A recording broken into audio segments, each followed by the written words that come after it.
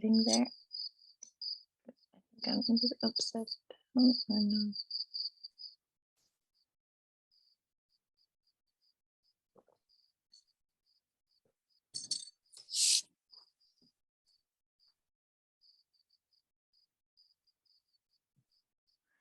I understand something really funny right now. Okay. So yes, welcome. And let's check in. Let's take maybe 10 minutes in the beginning if you feel to share something about your journey this far. We've been sharing a lot personal processes about the inner dances and the playlist in the group space. Some questions too, but it would be interesting to hear as we are, so I said whole 3 months, there was a question, but when do we learn facilitation? But the ones and all of us who feels that this is something we want to share, we are sharing it already with others. We want to hold space to ourselves, but also other people. Everything that we are looking at, including everything that we're harvesting from our own processes and own journeys and insights and learnings, what's happening in our process, plus everyone else's in the group space. Everything is preparing also to understand and hold space and facilitate this type of processes and spaces to others, so that way the whole 3 months is a preparation to anyone who feels to also hold space for other people. Also saying that we will be looking at more specifically facilitation theme starting today. Pi will look at more the playlisting and music creation. We've been touching some points of that already, and you guys had a kind of homework to create libraries and start collecting and looking at your own world of sounds. So we'll start from there, and then this week, next week, starting to look at also what other aspects there is about facilitation, or when we start holding bodies and inviting and sharing this space and asking other people to lay down. So maybe as checking would be interesting to hear if there is anything related to that, holding space, or any thoughts, questions, insights, experiences that comes to your mind. Maybe that aspect as a check-in, like something from us to outside when we share this process, or how does it feel, or do we even feel to share it? So something, if anyone has something to share or bring oneself to the space by sharing, so it would be amazing to hear some voices. Is there anyone who wants to start?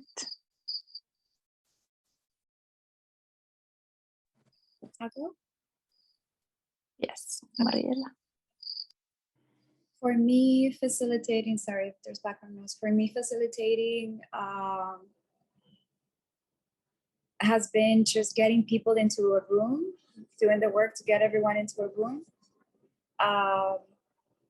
and letting the energy flow. I don't feel, I'm with a group that is very woo-woo, so I don't feel really like I'm doing much. All I do is just calling everybody else who does the work, all the energy that does the work, and let them do the work and just take care of the bodies. Like you said, just holding space. For me, it feels like another intelligence is the one doing the work, that I'm just like a very fancy PR person getting everyone in the same room. That's it.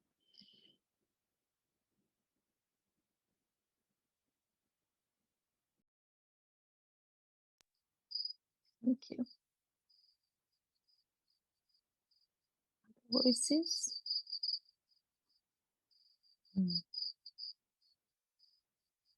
Maybe also questions or any thoughts that has come this far.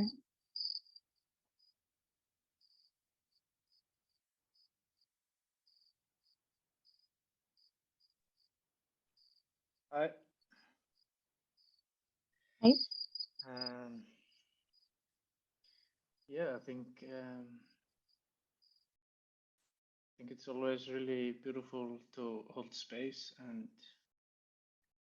feel like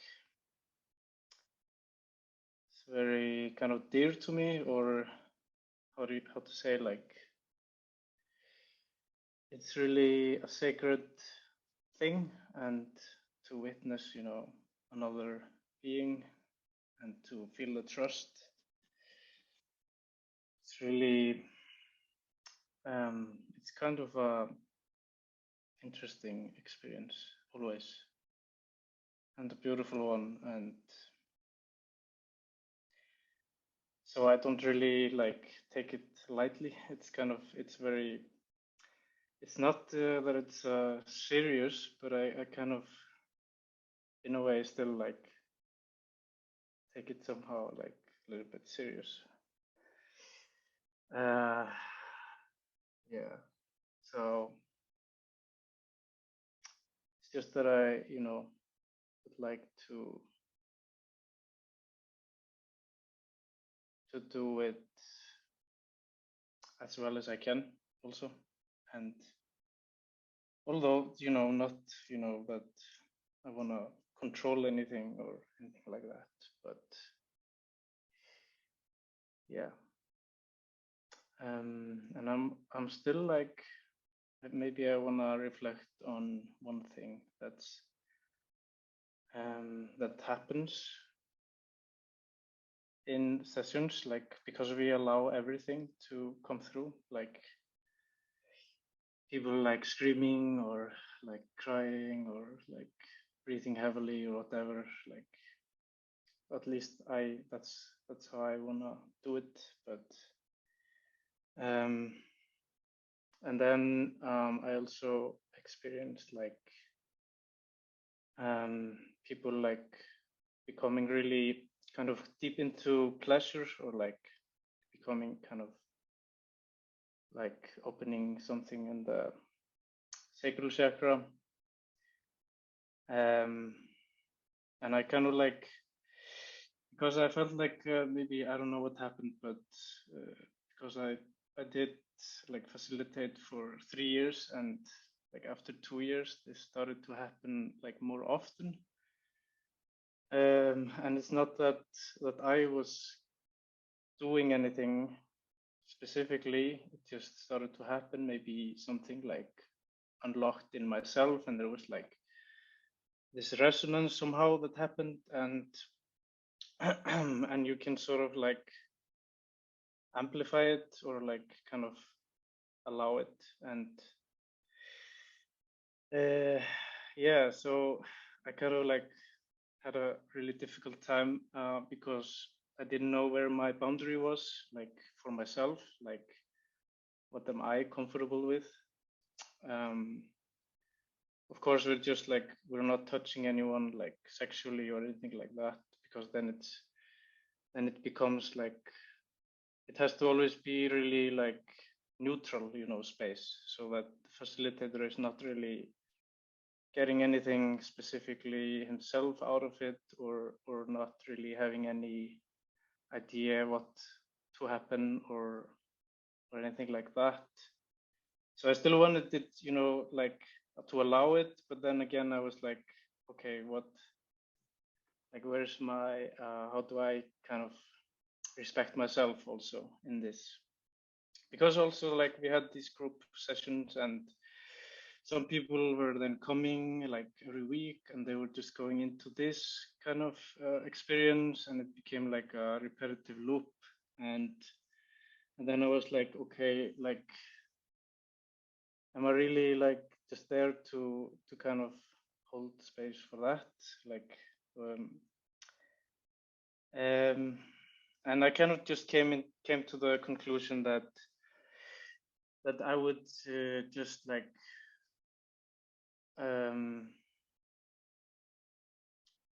you know, like, how do you say, like, you know, facilitate and engage in it, but only like to a certain level, or like quite short, and then just like go to the next person.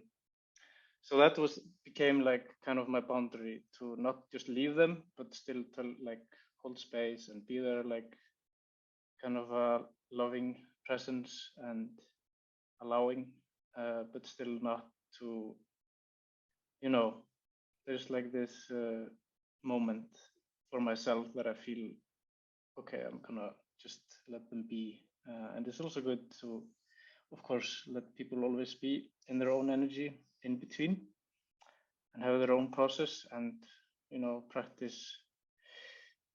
Then they also practice, you know, holding space for themselves and feeling safe within themselves without someone, but like staying constantly with them. So yeah, so that's kind of my journey with that. And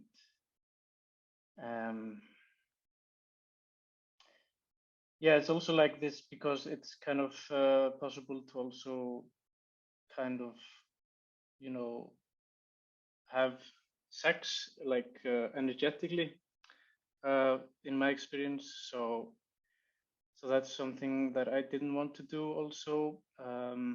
But it's really a journey, you know, to experience, like, okay, it's very rare for, I mean, I haven't met many people that have experienced that, you know, that to be able to do that without even physical touch. So there's not like I can talk to many people about it. Like, people don't know, like, what are the boundaries, and what is it, you know, like. And then, you know, I'm in a relationship, and it becomes really complex, because for the longest time I wasn't in a relationship, so I didn't really think about it that much. But then when I'm in a monogamous relationship, it's like becomes more complex. Like, when am I, like, you know, crossing or doing like something that's not appropriate in that context. But of course, that's also like a conversation within the relationship, and what people are comfortable with, you know, everything like that. But yeah, it's been quite a long sharing. Sorry to take so much time, but I felt like I wanted to share this for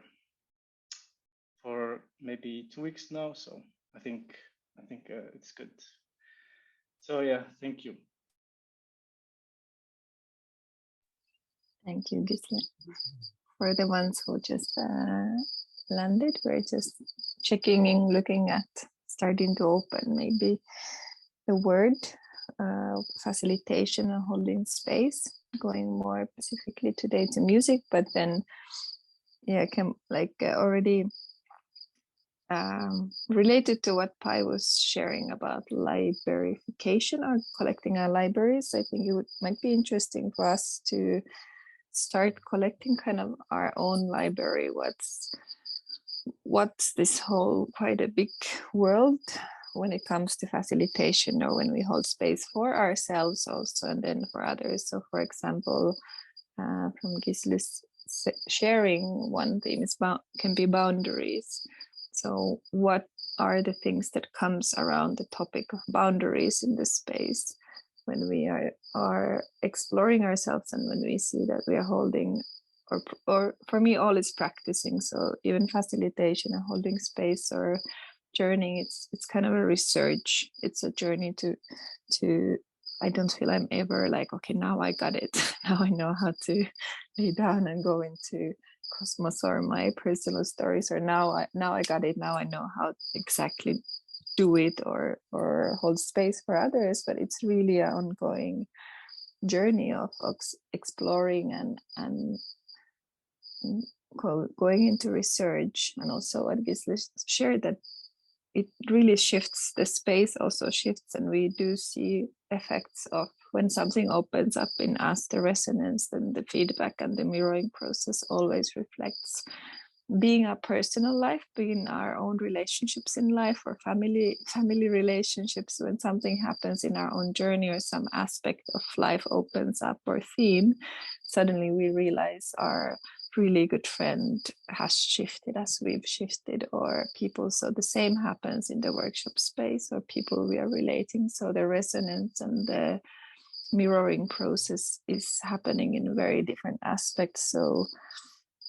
So in even that way, it's forever changing and evolving process when we are in touch with other people with this type of spaces. And so if I would start to put library from these few sharings would be, okay, so what is the role, for example, what Mariela was talking, what's my role when what is the like inner intention or my own feeling when I step into a space, being a one person, being my child who I might hold space with playlist or without playlist, but taking like an inner dance aspect in that moment. When it's a group of people, if I'm doing, some people are already exploring, like they're doing some training in the workspace, they've gone through inner intensive, and then they're like shifting the way they hold the space for a team or a group. So what could be my role, for example? We might see it from very different perspectives. What facilitator is, we will look at also the words, what they mean, but what's a space holder, then what's a like compared what is a teacher, or what is those different roles in the space. For example, when we talk or share, what is the space we kind of put ourselves also a role into it. So making a library for me might be like, okay, I might start to map this, even the words that I use when I hold space for groups, or when I introduce this process to someone, like what does it mean that I'm offering, or I'm inviting people to come or lay down or just hold space for them when they are in a deep process.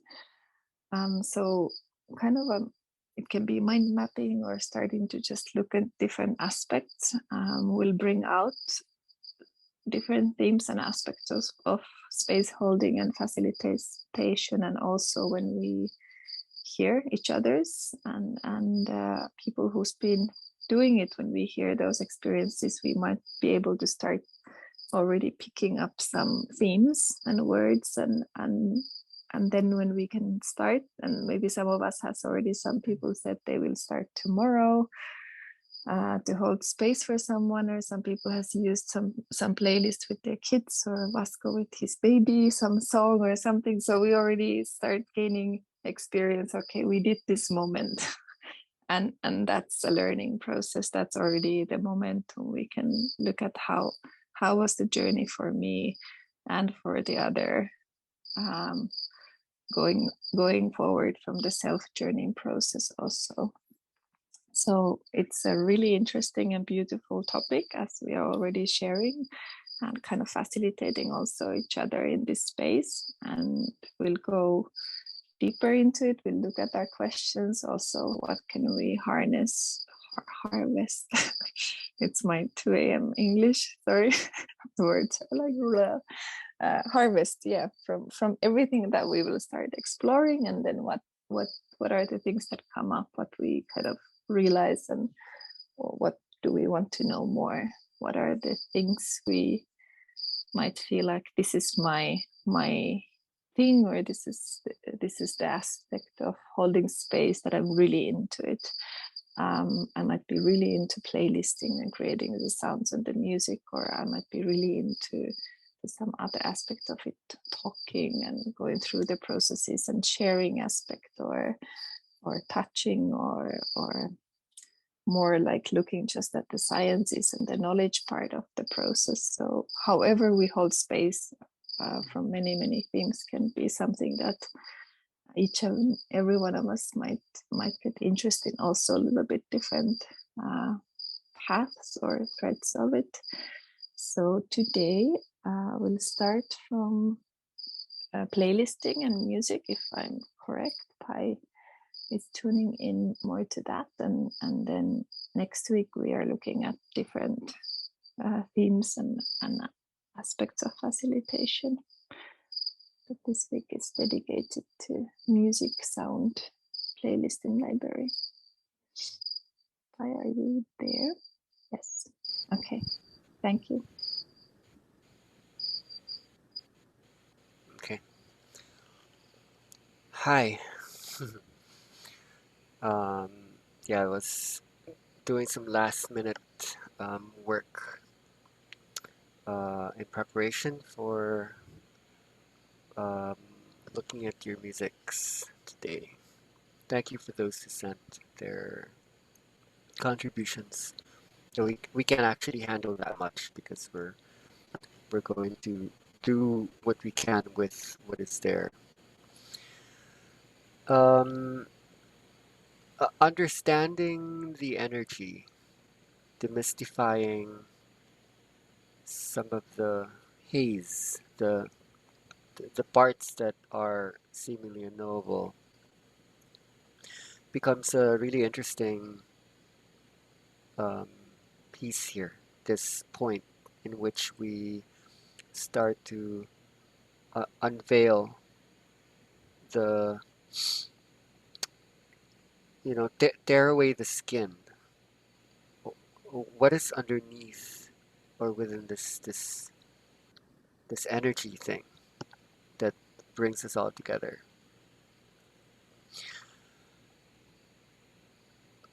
You're going to hold so much, and you're going to have so much control whether you understand or not. At the same time, you're going to have to let go of control at that point in which things open. Anything can happen. So we're interested in how you begin to contain all of it, like so much of it. It's going to be big. It's massive. Each person is going to be like massive, huge, vast, deep. In all of the processes I've held with the tens of thousands of people I've seen in the trance, I never really forget them. There have been so many, but each of the deep processes are embedded in me. And like, how long does it actually take to process any of those? Especially for those of us who've seen so much, when you've been exposed to even a tiny bit of this, um, one explosive moment could be, to the eyes of someone who's not familiar with it, it's like, oh my God, that's really, really big. So you're setting yourself up to come into a continuity of this bigness, to actually make this a part of your life, which means that it becomes important to contain yourself, to contain others, to contain the energy. So you would need to create like a home for the energy. So music becomes one of the most important visible elements that you would have seeming control over. In a way, you don't really control the music controls you. You channel the way you touch, the way you speak to the room. And when you think of music, like touch and words and all other sensory modalities, the possibilities are just infinite. This is one of the things we learn when we go into the process of building a library. Like, where do I even start? In the age of connection, when I have access to almost all of it, it's actually quite terrifying to make a commitment. That how do I know that this one thing is it in relationality with all these other little itty bitty mirrors of the universe. It's like the same thing happens when you speak, when you communicate in general, even when you write. When you speak, you are making commitments. So like for those of you who are multilingual, maybe some of you know 2 languages or 3 languages, 4 languages. How do you make a commitment when you know so many words, of so many containers? Every time you commit to a sentence, how do you know that those exact words precisely, accurately point out the network, the meaning that's scattered across like a whole universe of points? How do you even know to isolate, to condense like all of that into singular units? So music is a little bit like that, isn't it? It's like there's so much possibility. How do I even commit? It's a terrifying thing. But somehow, intuitively, it's it's possible, just like language, like in speech, it's possible to commit to a word. It's possible to commit to a sound. And those commitments will hold the space. They will contain the energy because you do have to be open to the possibility there would be a lot of people. Uh, there could be 20, there could be 30. You could be invited to a festival and you could have 60 people laying down, and you basically can't keep running around touching, poking people.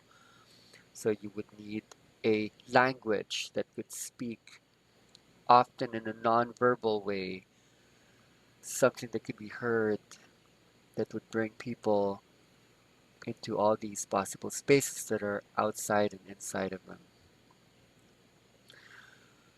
So building your studio, building your library is, will establish your range. In the past, when I made commitments to what would end up in my iPod, I didn't really have an iPhone in the beginning. It took me a long time before I switched to iPhone. I had these iPods, maybe 16 gigabytes.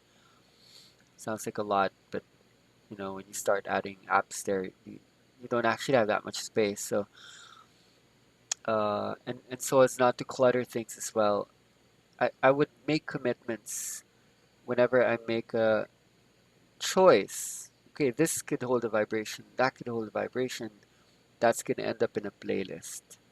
And in the past, the playlist just stayed there. I got to know each and every part of this group of energies that would travel in my pocket as I hopped on airplanes and moved from one part of Asia to the next, another part of the US, and so on and so forth. Um, I knew them like they were my best friends. I knew every part of them from start to finish. Um, so that whenever an emotion was rising up, I knew how to contain possibly something that was to explode or to implode. Um, I had these language units of vibrations, and so this is what I see a lot of people doing, and there's so much wisdom I'm seeing across the planet, how people simply find their vibration speak, their spirit talk through the the sound, the sound that they're able to hold. That's really what we're doing. We're holding a sound. Everyone has a sound. Everything has a sound. These sounds have many layers, and when you unravel that sound, there are images within that sound. There are journeys within that sound. There are possibilities within that sound. Um, so there are different ways to hold the sound. I think as a starting point, I don't want to just keep talking about these. Let's make these practical. Um, I'm gonna share my phone with you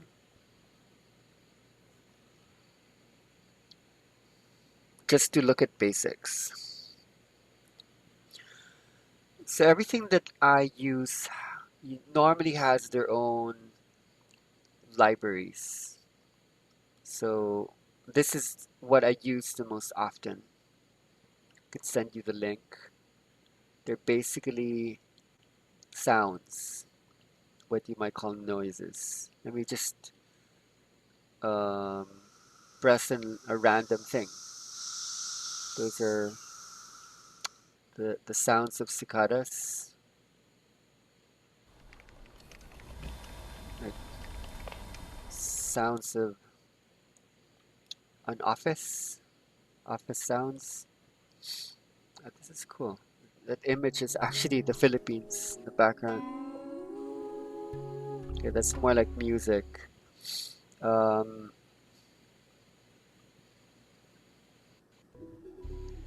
so when you look at this button here, it says multi. You can press as many as 5 sounds to go together.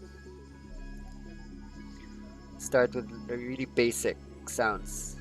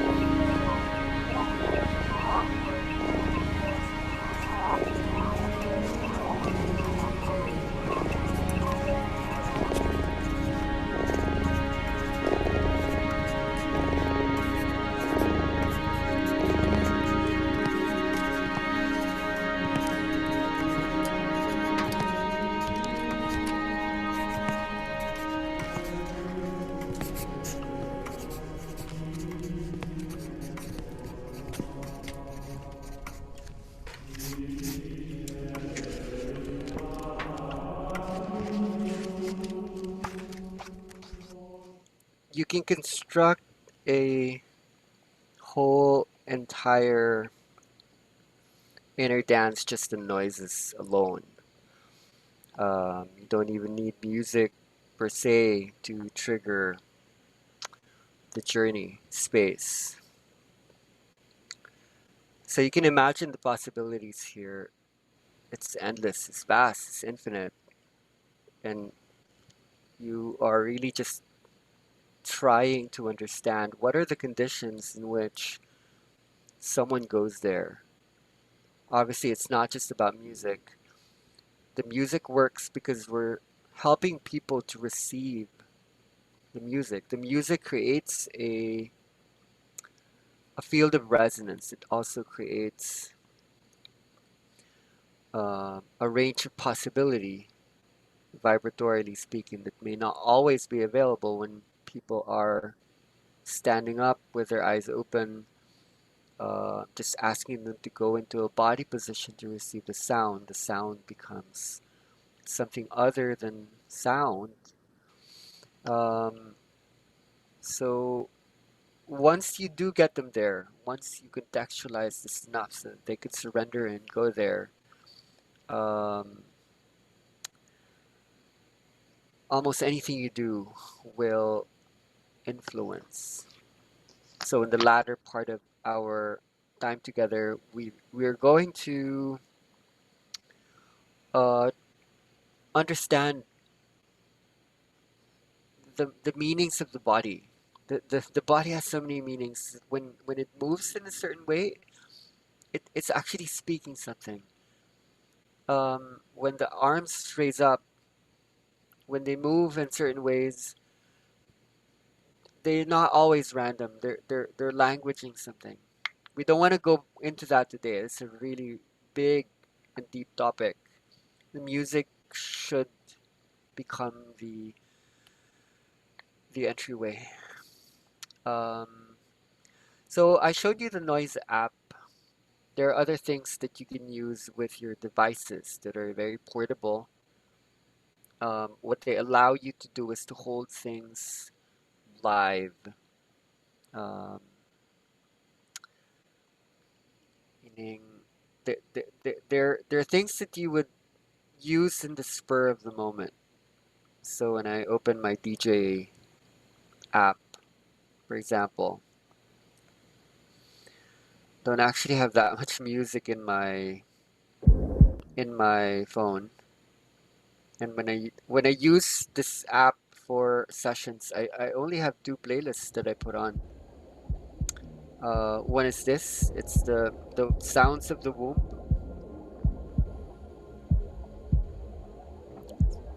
because I can control the speed of the heartbeat with this. And then in the background, I have these angels chanting. I like to put this on because I don't need to change it. You know, once I make the commitment, once I make the choice to have it there, it could just stay there for as long as I want, and then I could toggle this button here. So if I'm not needing it at the moment, I would just lower the volume, and if I need to bring it up, then I could raise it up. And then when I press this tempo section here, I could just keep controlling the heartbeat.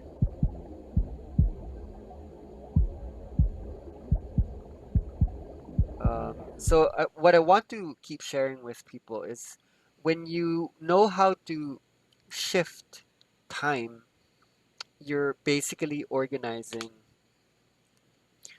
time itself. Rhythm organizes time. So the heartbeat determines how you perceive time, time perception. When you speed up or slow down the heartbeat, time would shift for yourself and others. And you can almost feel what this is doing at the background, this other thing. It's holding the space for the heartbeat.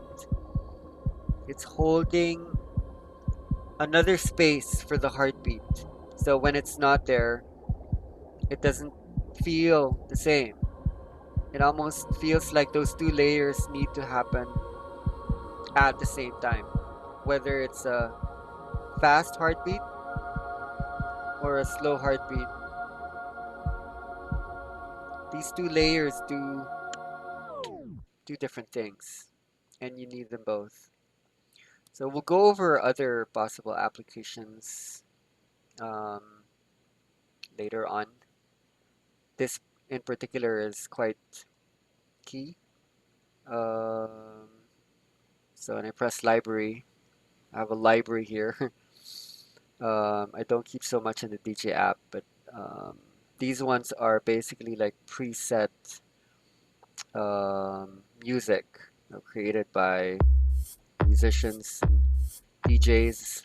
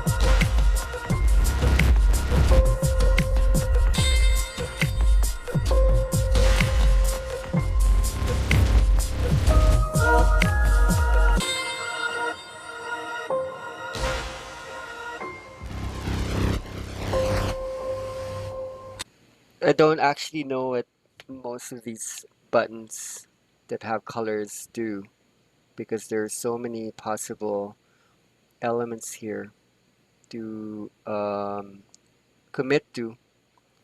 But I do have this continuity um, because of the tempo, which you saw in the DJ app, because I can shift the rhythm or the tempo, then I'm actually organizing time in the space.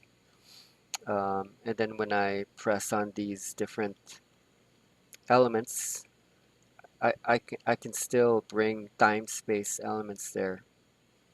These are like loop options and sampling options. So these are readily available there. You could use these at any point. They're meant to be used together.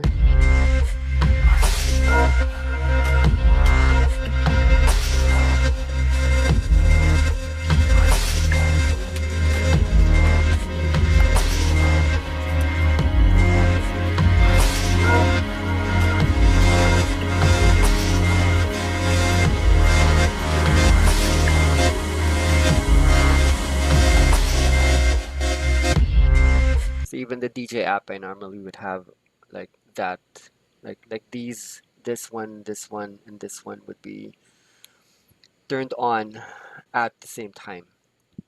Um, so I would use some of these at times as well. There are some amazing elements here that I would love to show you in time. Um, Basically, what am I looking for? When you look at this particular button here, it says Ableton Link. Um, you would find this in many other possible apps. Think over here, it's here. It says Ableton Link enabled. What's amazing about this? Sorry, didn't mean to do that. What's amazing about that is that suddenly all of these apps, complex or simple as that they might be to you, if I start playing this, and when I open this one, for example, um, you can still see it there. It says Ableton link, and when I press it on, it says there are two links. What does that actually mean? What that means is that when I make changes on the tempo here, this would correspond over here. The tempo would be the same. You remember what you saw in the DJ app. It says 74. So when I make changes um, in any of these apps, they coordinate with each other. So what I'd like to share with you is what you found out is you can actually have two or three or four people in a room holding these apps together, and when someone makes a change in the rhythm, the other apps in the other phones would follow.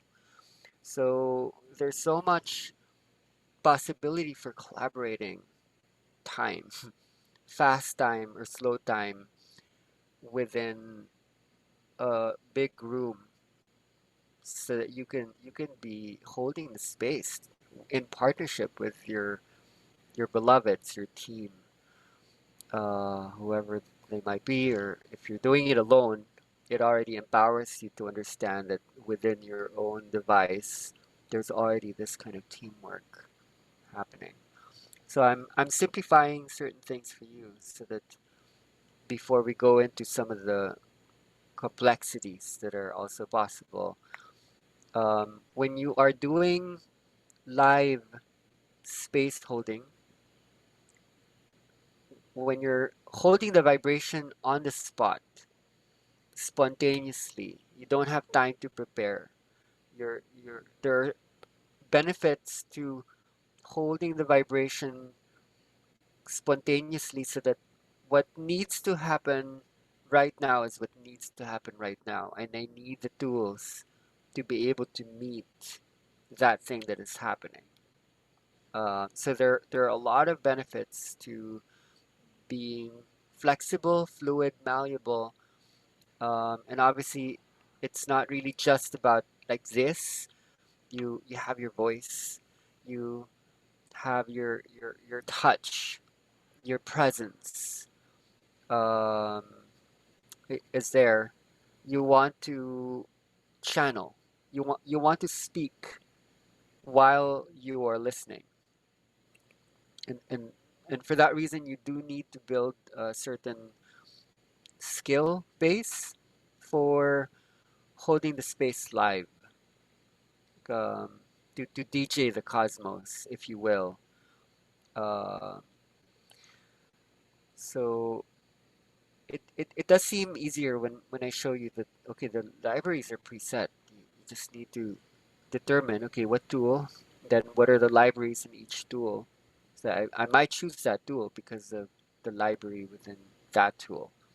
One example of choosing a tool is that there are certain apps that are available on iOS or Apple um, phones, and some are not available on Android.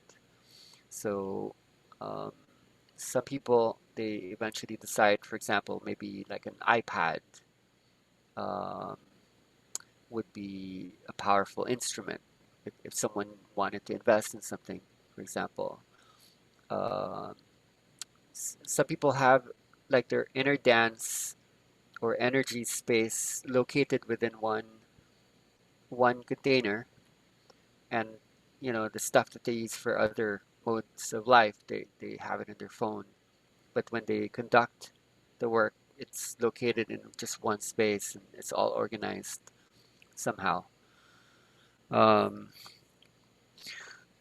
so then what would it mean to not hold a space live? Like, why would you do that? Would you do that at all? Does it make sense? I would say there are so many benefits to holding the space in space and not in time. You might then see there's a difference. When you hold things in time, that's live, that's in sequence, um, on the fly, make things up as it goes along, using your intuition. And then in space, it's in the comfort of your home. You build a studio, and when you have this space and technically the time, then you're not bound by those who were there. You can really refine your ideas. you, and what's interesting in regards to holding things in space is that's when themes and narratives start to come up. When you're just channeling in the moment, definitely there will be themes and stories there, but it won't have some of the layerings that are sometimes possible in space when you can really take your time. So when you create a library in space, there's this feeling that you can really expand. So when I share my screen, um, the sense of the library is sorry, I messed this up today. Don't mind these non-folder files. When I open a folder, I at least know that, okay, here are artists. Um, here are the elements that are delta, that are super meditative. So every time I'm creating a playlist, I know where to find the super slow arrhythmic, meaning non-rhythmic tracks. When I open electronic, of course, there's going to be quite a lot of different possible sounds in there. I don't actually have anything in emotional. That's interesting. Heroic, majestic, um, inner dance music isn't actually that big as well. Here are the musics that I've used over the years. Um, I love this montage. These are different like mashups and um, you know so many modalities in like a one space. I'm not going to go through all these. Maybe this is interesting to bring up now. To ask the question, what makes an inner dance song? What creates that inner dance experience actually? Let me look through these. This one's quite obvious, and you do need to let me know if there's no sound coming out.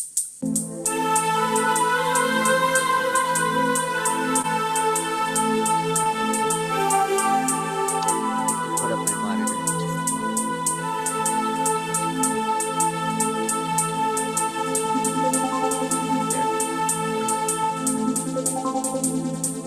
Okay, so that one is quite consistent all throughout.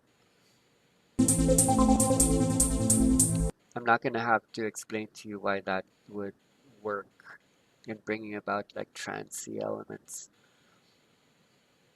This is a short one that I often use.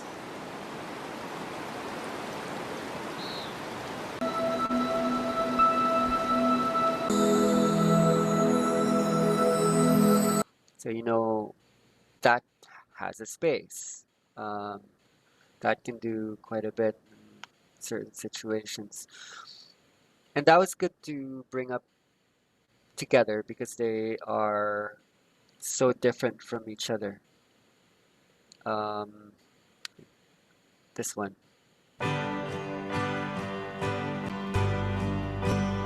Isn't it a pity?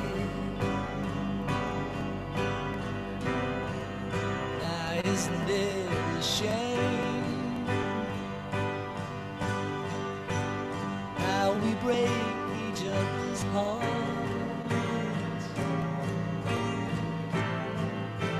cause each other pain? Okay, so yeah, that's like a tear jerker that always gets people crying for obvious reasons. Now, this is what I'd like to show you. This one is a canon. It's an inner dance essential. When you look at the length, it's 8 minutes long, which is a bit long, considering we weren't putting too many layerings in the past. So without DJ apps, you'd actually play this all the way up till the end. Okay, so it starts slow.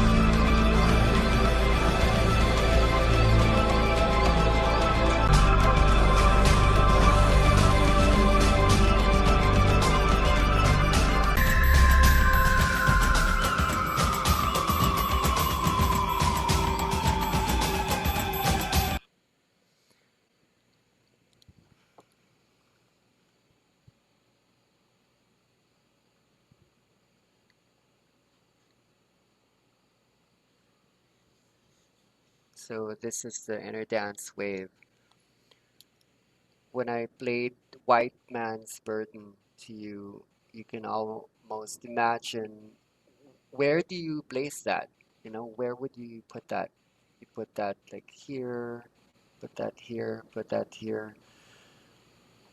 There's this really slow, long build up where the excitatory chemicals coincide with the depressant chemicals.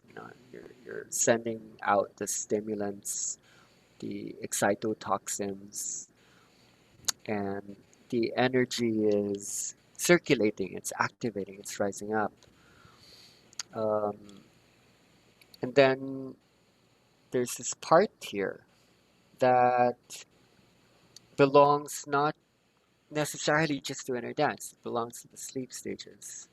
It's N3. It's deep delta. So let's go back to these. So say it rose up. It's right there.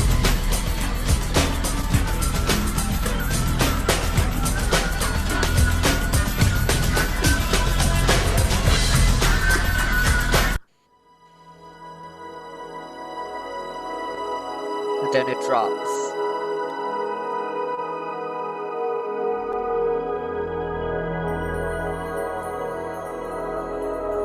Okay, so let's put some space between them. If you hear this on its own, it's very relaxing. It's nice. Um, but then in contrast with this,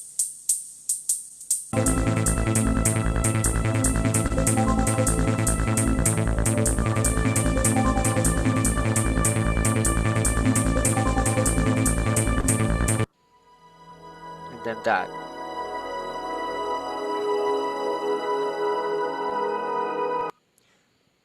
So in a way, the answer to the question, okay, what makes an inner dance song inner dance? That question doesn't actually mean anything. The meanings within that becomes more meaningful when you look at relationality between each of these each of these stages.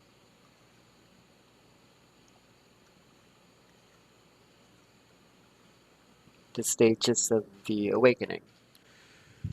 Um, so one has meaning because of its contrast and difference from all of the others. So when you do look at a library, and this is one example, when you expand that, you think of all of the music out there. It's really a matter of understanding, like how do you construct a rising and falling, and then to put the qualities there, the stages of the process. So we're learning to do this, and um, there you can follow the rules, you can break the rules.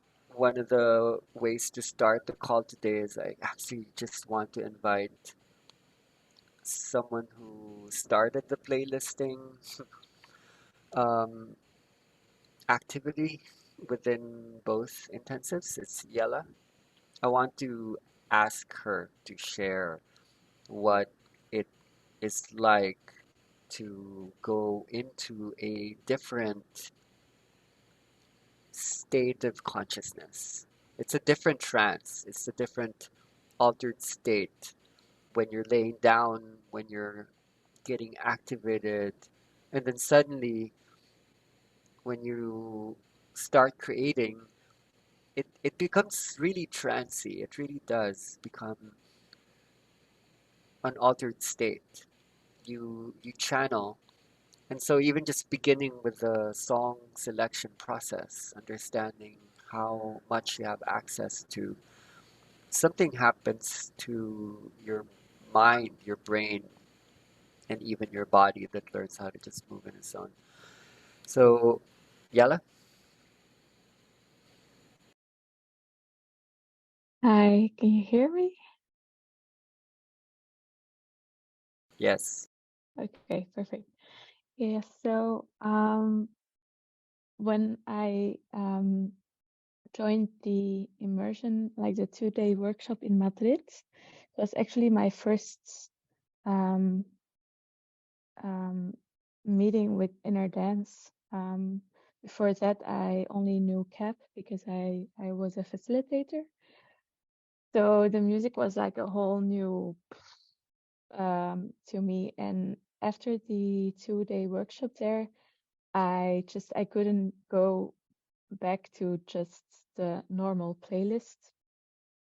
But at first I felt really overwhelmed with like creating um, like a whole new playlist with all the different playlists and everything. So I started actually with the My Noise app and just started to play around with it. And it was amazing because it's like I said, you enter this whole other dimension. It's really a different state of being when you're using it. And like the moment you're in it, it doesn't even feel like you um, have to know the app by um, figuring it out how it works, like technically, because it feels like the app was showing itself how it works.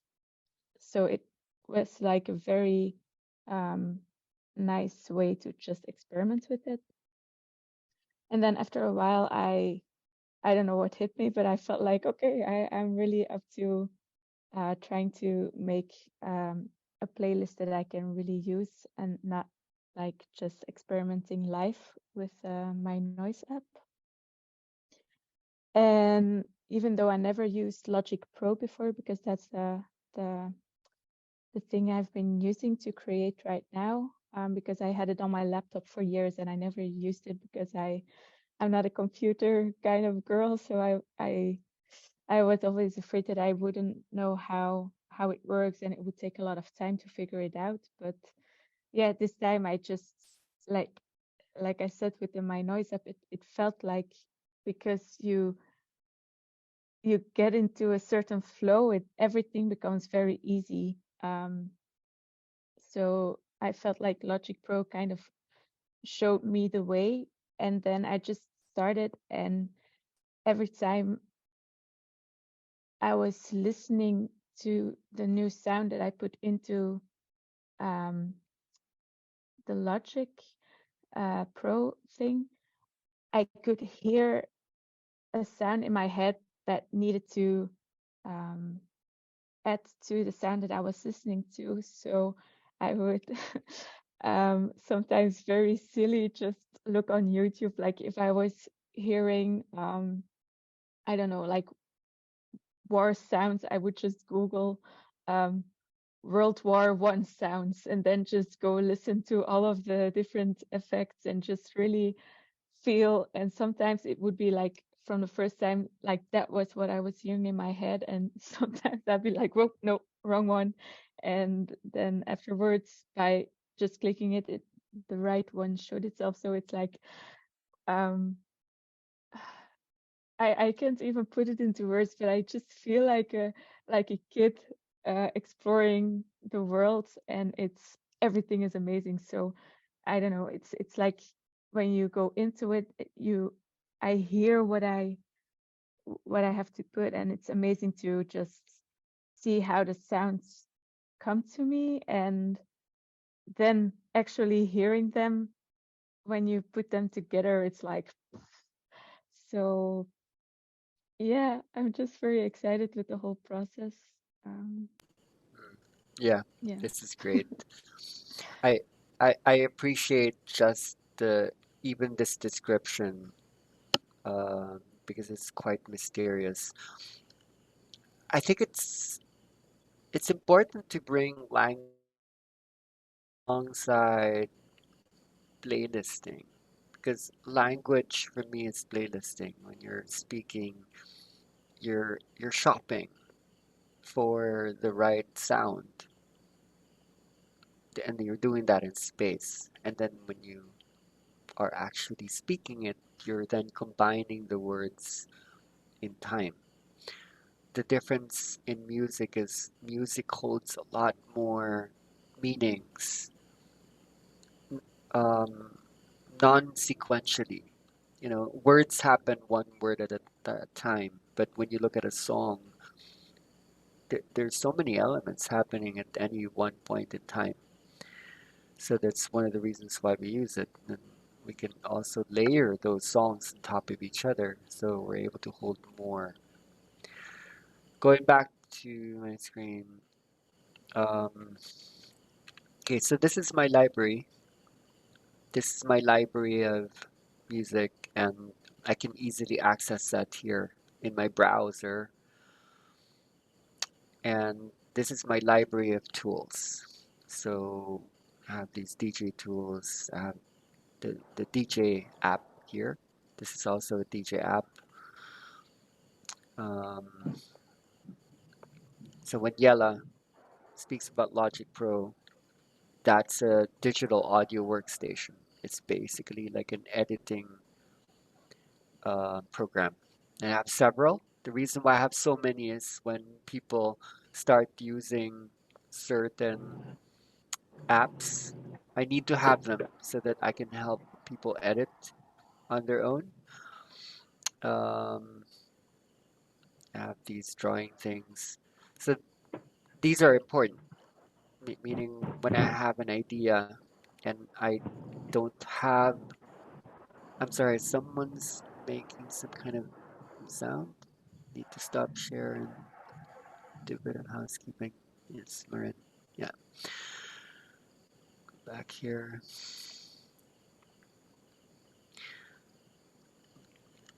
But what I want to point out is these matter little and these if I don't have that, you know. I can have all of these different apps, but if I don't have an effective library, then it would be messy. Let's say even if I have a library, let's say you have my library, but you don't know how it's organized because you didn't go through the journey or the process of finding the right elements that was very intuitive, almost personal. So it's also situational. It depends on what was needed at the time. Um, so speaking about like sounds, like there are these sounds that aren't just songs, and I needed them all at one point. I needed these animals and I don't know what else is here. Needed like aliens. Everyone needs aliens at one point. Um, yeah, I always need clocks. So it's situational. They're here because I needed them at one point. Open world, for example, all these like, really interesting things that are essential when you keep doing doing all of these. So my point being, before you even go into these, when you learn these, this becomes more important. Like how do you shop around from the infinite, what would end up in your system, and once they are in your system, how do you organize them from like a really, really big space, like so much. Okay, these are like soundtrack. Um, because we're getting people to go into their inner movies. Now that you collected or harvested these um, pockets of infinities, how do you organize them back into linear form? Like a narrative, an output, a work of art. So, and these are things we can share, can help you construct from these. And what I'd like to do today is to look at um, the sounds that were sent. I have these folders. I haven't used Vasco's and Zoetkins, but Mario and where did I put Cindy? They sent some sounds over, And what I did was I took all of these, okay, Cindy's and Mario's, and some of you might have listened to the playlist that I sent today. This is what it now looks like. This is exactly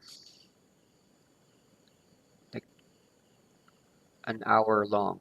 Don't mind the number one. It's just about, yeah, an hour long. So it took me about 5 hours to take their sounds. Say if I was to open these, I would very quickly shop around.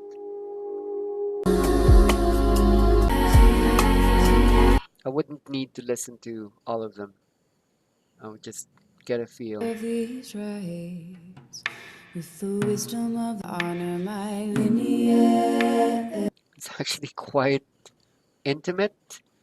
It's almost like someone's letting you into their heart, their breathing, their brain.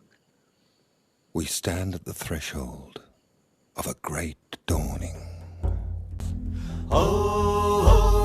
You know, it's like why would they choose this doesn't belong here? That's like that's lost. That's not her sound.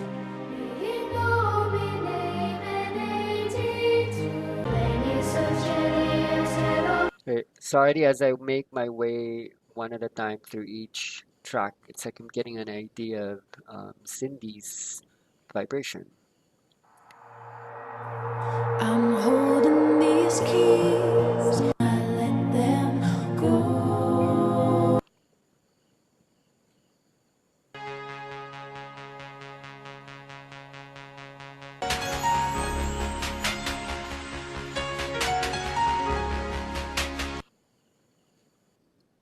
Ruby light at the root of my tongue, opening song line sung from the mother of the sapphire.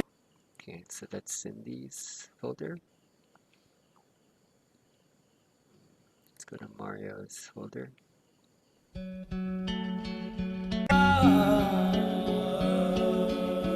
Just quickly go through these. Hace más de 20 años, mucho más, 30, 35 años, poema y ver que...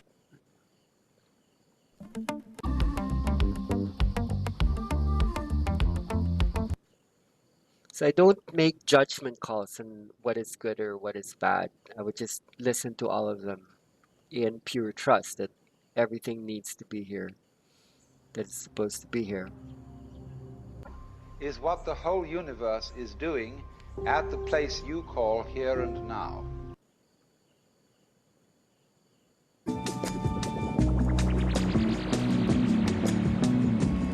I used to use that a lot in the playlists as well in the past. It's glad to find it there.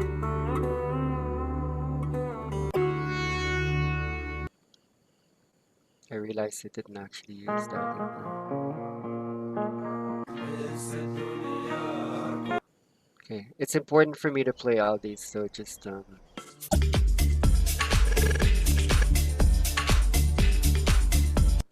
lastly, this one.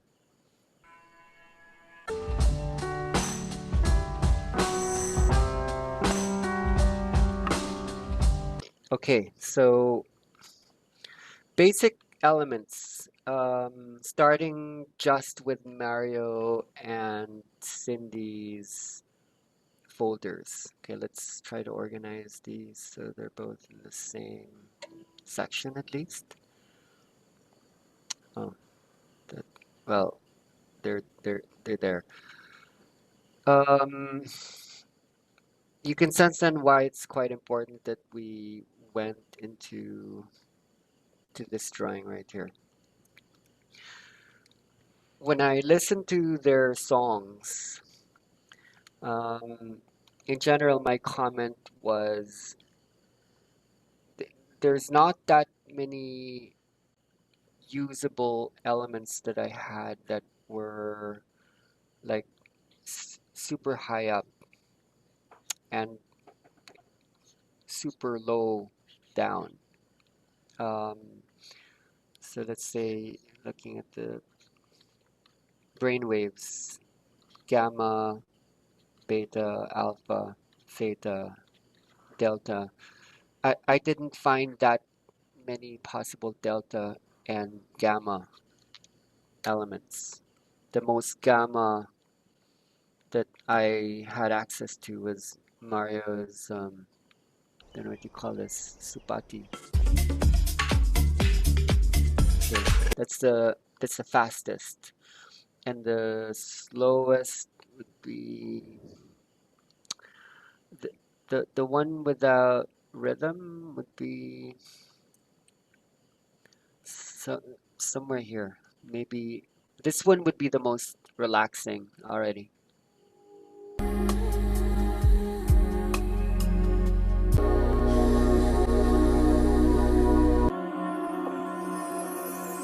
Okay, it's slow.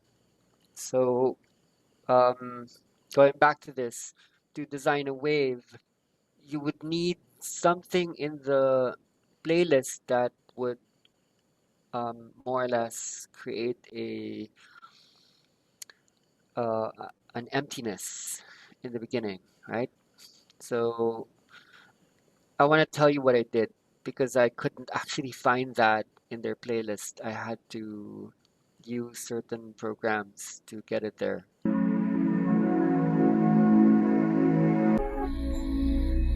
Okay, when you see that, it says Endless Wonder and it doesn't exactly sound like this one.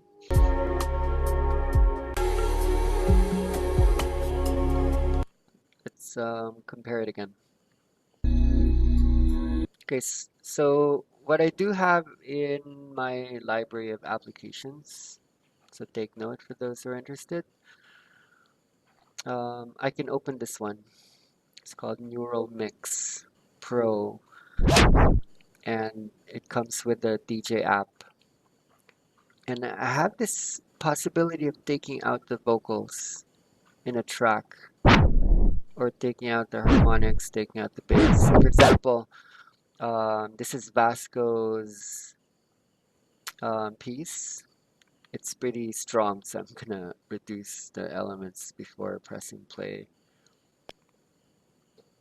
Single mother, she is strange, and she suffers.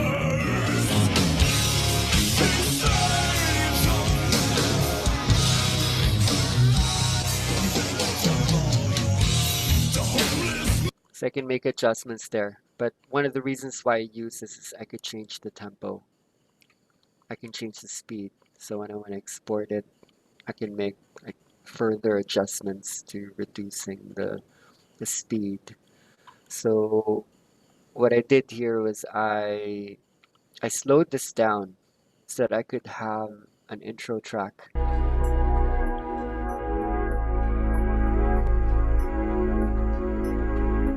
Okay, so going back to this, in order to create a slow build-up, I needed a set of elements that could be useful for activating slowly the what's happening in people's bodies. And I particularly liked the spoken elements here. We stand at the threshold of a great, and at the very core of creation, something new is being born. I want to use that, but there's something about guided meditations that don't always actually bring people out of their heads within an inner dance space. When it's too linear in a verbal sense, then you may need to do something with that. So now that I showed you what neural mix can do, I took that. This is the track originally. Very core of creation. Okay, but I took that and then I slowed it down. Like this one. Something deep within life is changing. An era is ending. And then I sped up another track. Something We are awakening is being from a long At the collective very core of sleep. creation. Something new is being born. An From a long collective sleep. An in vitro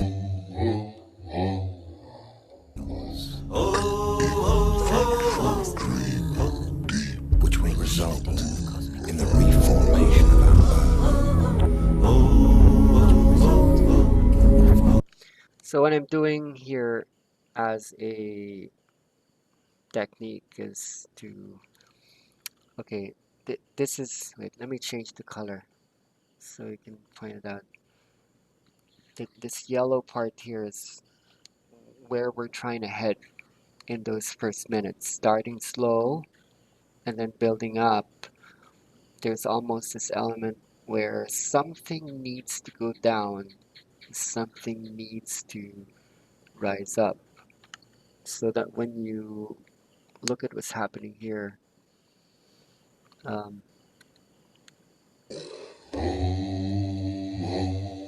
and then go here. creation. Something new is being born. And We this are thing in the awakening middle. from a long collective sleep. Now is the time An in vitro dream of a great So do you see what I'm doing there? I'm holding 3 different speeds, like fast, slow, and somewhere in the middle, like the regular tempo, like fast, slow, and the regular tempo. And that already has corresponding effects in terms of stimulating and depressing the energy. shifting of cosmic waves. But borrowing something from here, these are still mostly Cindy scales. Which will result in the reformation So you can imagine if they were just in this the whole way through. of our Earth. And trigger a radical shift. It could work, but I don't think it might work for everyone, especially this early, because words within an inner dance space can trigger the left brain. So what you're trying to do here is you do want to bring in more possible elements for the right nonlinear parallel processing brain to um, to have. Okay, so that's maybe the first part. So here I then actually brought in Endless Wonder on its original state. But that's alongside this slowed down version up here.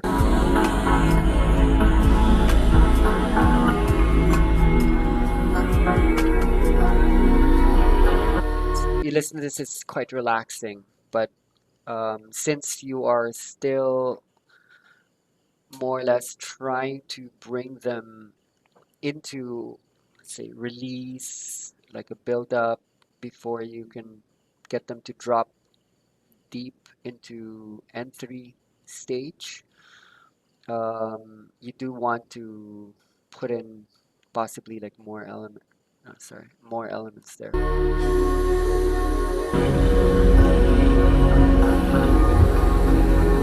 And then I particularly like this spoken words here.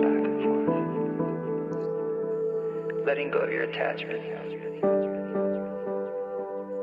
But I didn't have as much use for the piano because the rhythm and harmony of it was fighting with what was already going on. So what I did was I took this track and put it into neural mix, and I extracted the vocals, so it would come up as let's just look at it here, purely like the spoken word. Do you want to know what enlightenment is?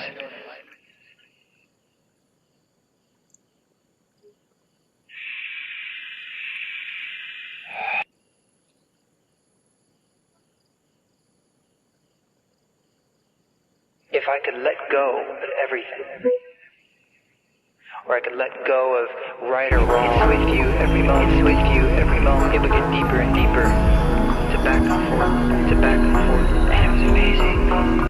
Letting go of your attachment to yourself, to outcomes, letting go to the way things are, letting go to the way things are, to outcomes.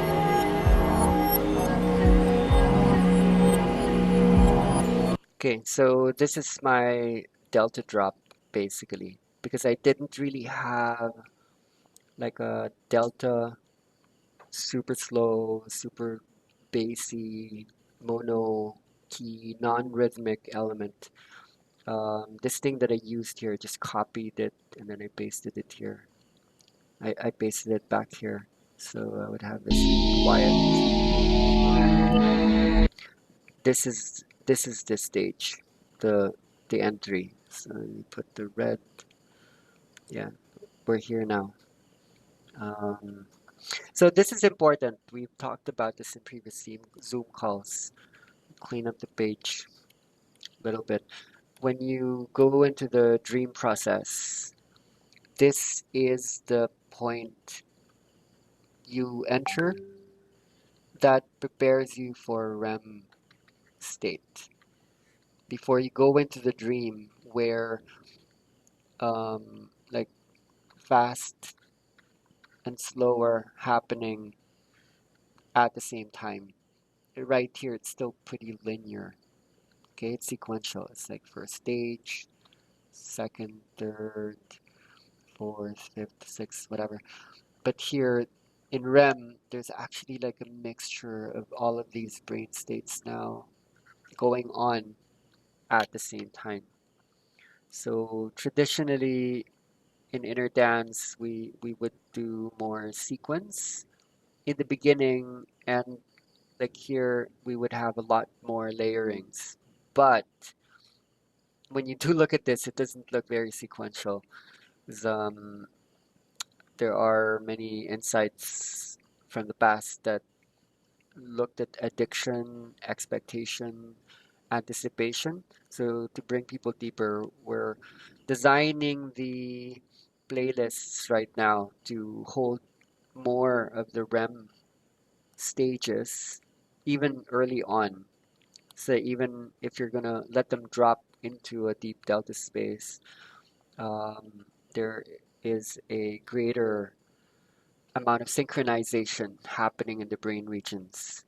If we were to go back to that Zoom call on aphasia and epilepsy, the synchronization is happening in a greater brain region doesn't really lead so much to addictive tendencies when the body is just really moving, getting triggered into these release mechanisms, which can happen here, but later on, when people go more into that dream process,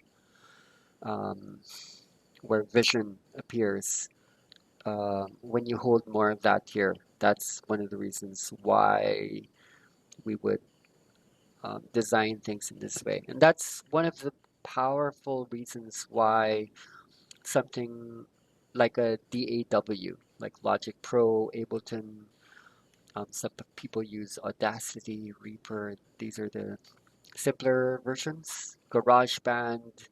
When you can design your layers like this, now you understand, like in space, rather than using a DJ app where you would do things in time. You can design the layers, taking in the library elements. Once you've made the the choices on what to put into your library, your folders, then you can design it in this way. It's really up to you. This is really just what I ended up doing today. Um, I could have done it any other way if someone sent like a whole bunch of different songs.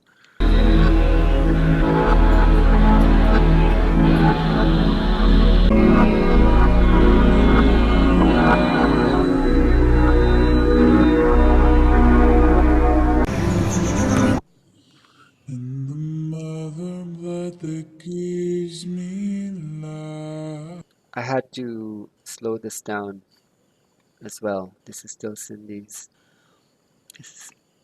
See the difference. The cycle and the mother blood that gives me life. It's beautiful, but it's not deep enough for this stage. So I slowed it down and I reduced the key.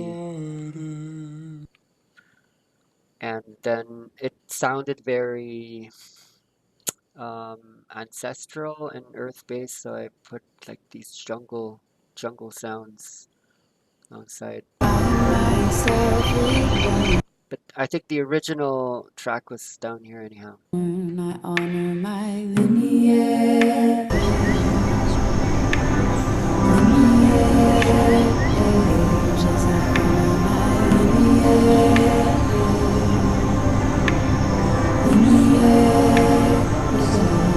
Okay, so with that, we're still quite deep.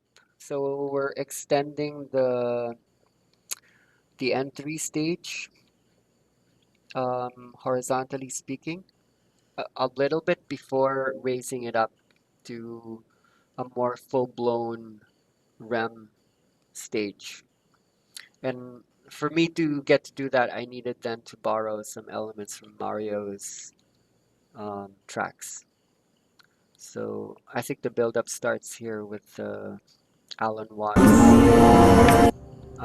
feature.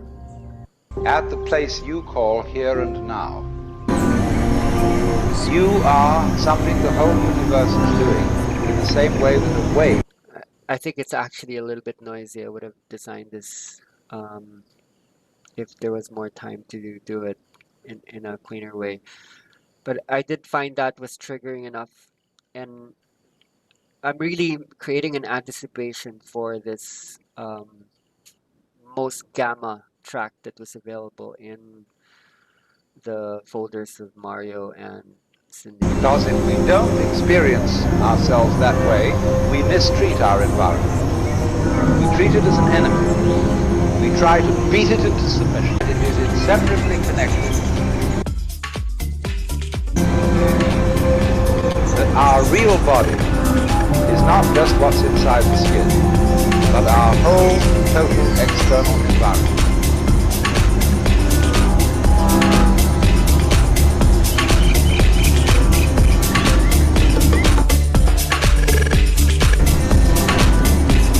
Okay, so let me explain what's happening here within an inner dance construct.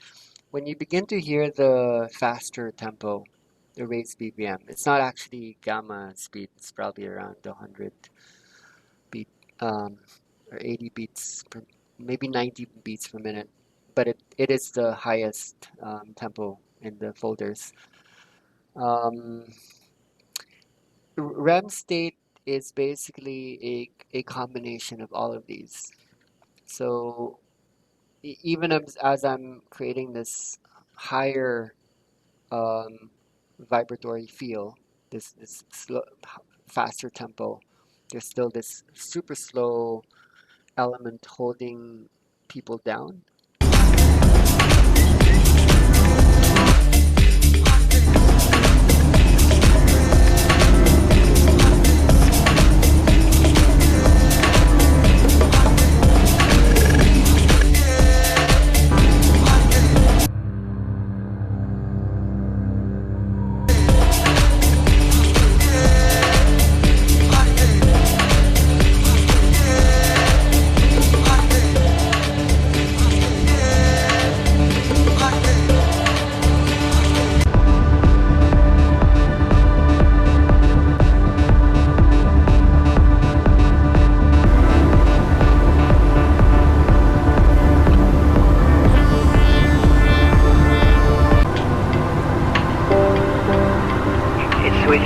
every moment.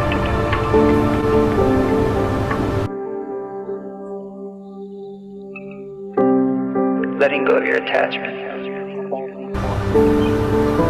to yourself. Okay, so there's that. So here's another one of Cindy's tracks. I think it's this one. In my womb. I can't find it. Here. I'm holding these seeds in my womb. It's beautiful. But still for this stage, I'm looking for something surprising. So the original is right here. Still preserve it. But what I did was I took that track, I slowed it down, and I ran it through Ableton. So I'm going to press tab here. Where's that? Who is the artist again? What's Scarlet Crow? Yeah, Scarlet Crow. Here. So this is the track. This is basically a sampler within Ableton, and I did something with it.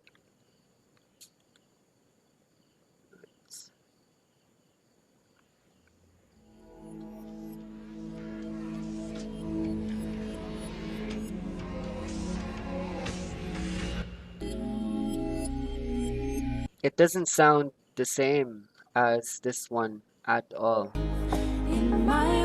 but it's the same. It's the same track. So what I did was, if you double click this, what you see here is reverse sample. So this is the same song, but I thought it just sounded so much more interesting. And then I added like just some extra effects on the side.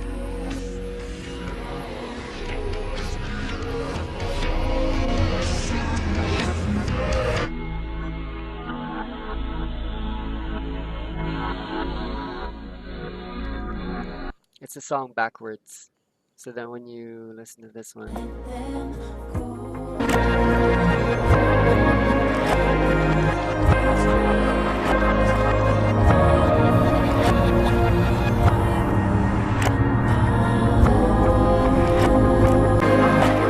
okay, so let's move to one of Mario's tracks. Here, document.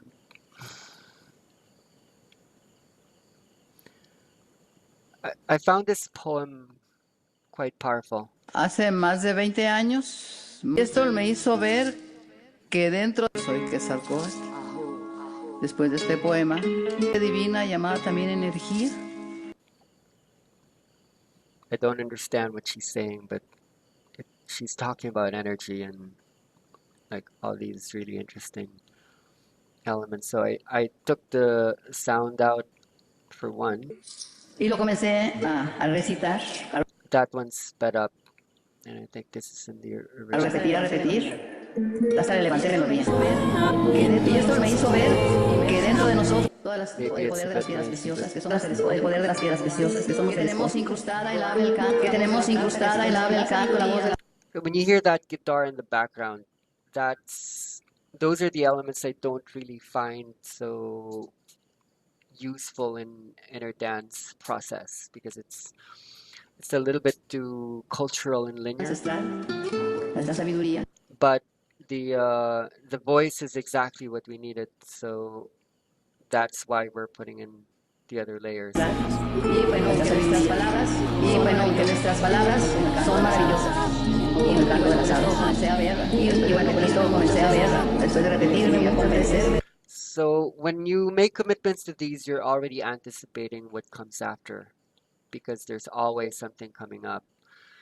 And this is still quite messy. This may not make sense to you when you're listening to it on its own. You have to listen to it within the the actual journey space to see what it really does later on. So this is what I'm anticipating. Pachelbel's canon with a children's choir.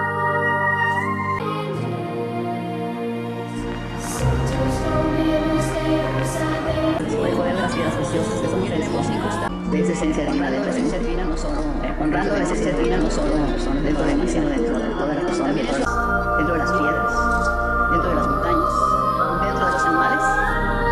Y entonces en esa energía, según la costumbre, según la manera de pensar de América, hemos dado la comunidad.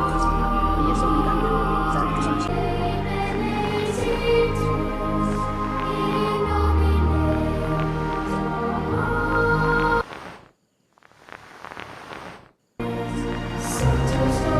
So by the way, these elements are, when you're using Logic Pro,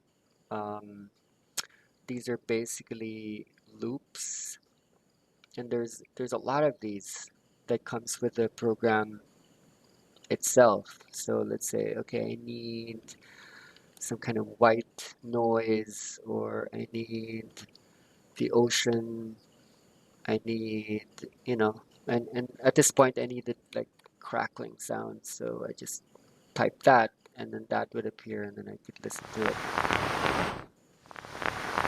And then I would drag and drop it over there.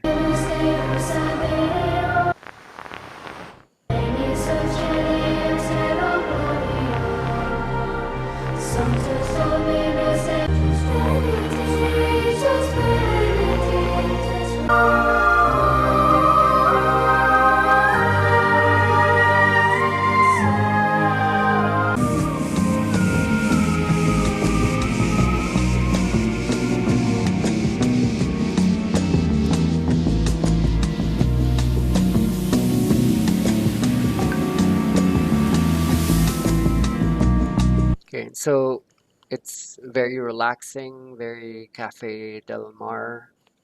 I just put in this scuba breath in the background. So I still wanted to keep that sense of depth.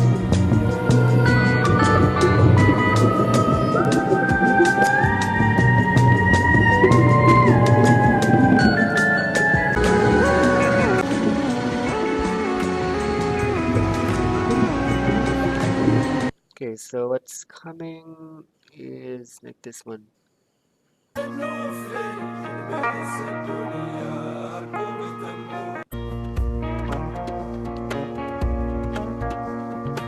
Yeah, it's very swingy. It helps to bring people home. I don't know if I should. Yeah, it's original.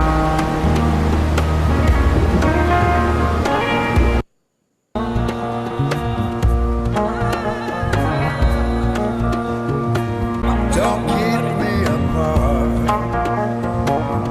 I'm through sleepwalking. I think what I did here was I took this one.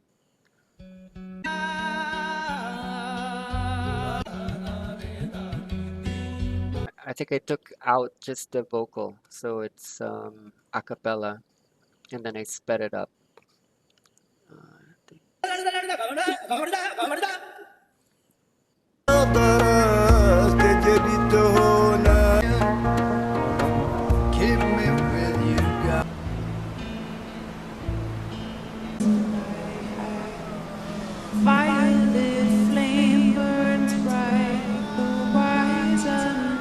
Okay, so this one's interesting. I think that's called Prosperity.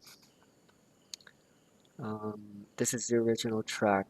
This is by Cindy's.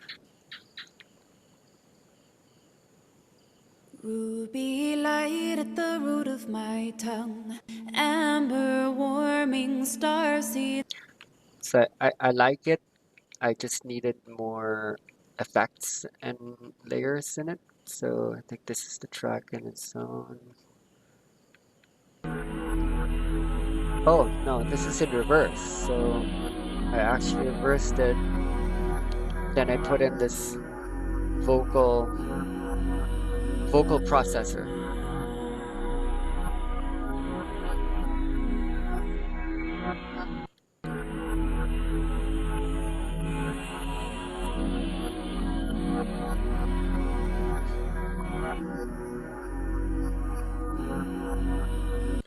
Okay, so what was that?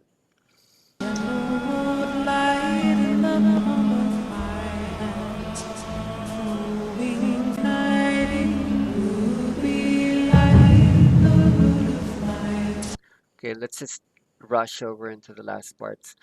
I really love this. One of the tracks that Mario is unspoken.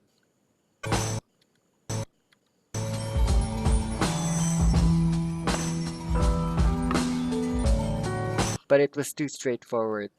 I needed to bring something out in it, and I didn't know what. So what I did was I also just reversed it. I think you can hear the power of it towards the end more.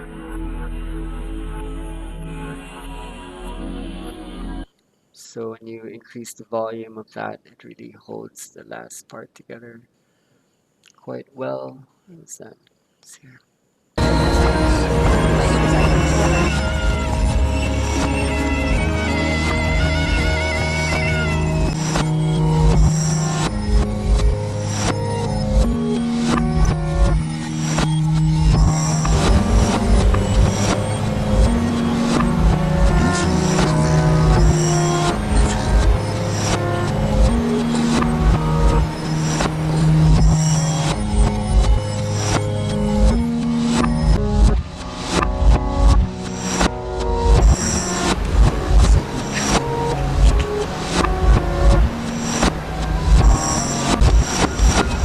The way an ecologist describes human behavior is as an action. What you do is what's inside the skin.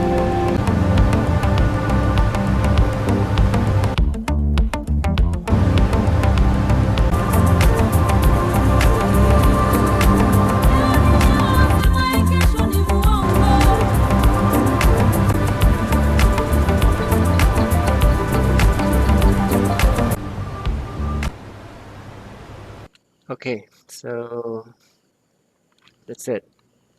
I want to go into questions, comments, dialogue, possibly based on just those. Um, I had fun doing that, but in a way, I really just wanted to create something in Logic so that I could show you some possibilities. You can do anything you want in any way you wish to. For now, I think it's expanding the range and what can be done within space as opposed to within time. Do you guys have anything you'd like to talk about before moving on?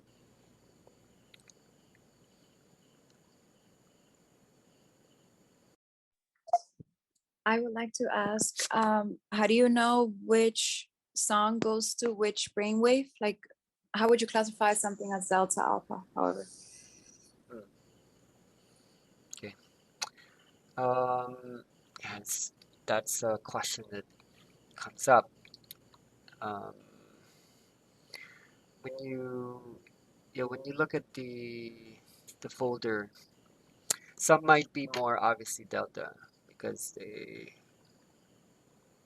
they're they're delta. There's no I don't know why that's there. I wouldn't put that there.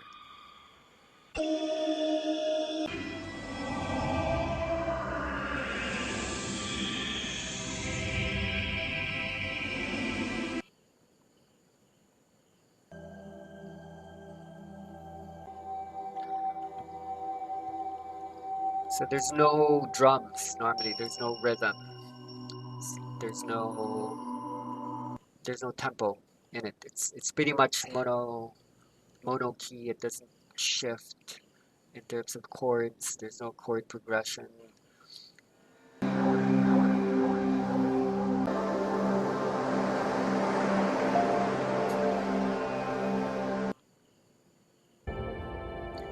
So when I hear a track like that, I just put it inside here. So where it starts to get complicated is when you start to give like other elements. So let's say, okay, let's think of theta. I would consider these theta for one reason or another.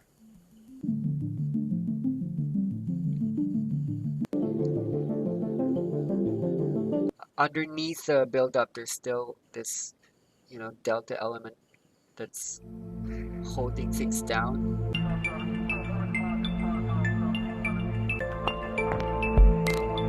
It doesn't really let you explode like too much. It holds you there. Theta is more or less considered like when you're drowsy, when you're sleepy. I don't know why I would put these in alpha state, but you see what's here.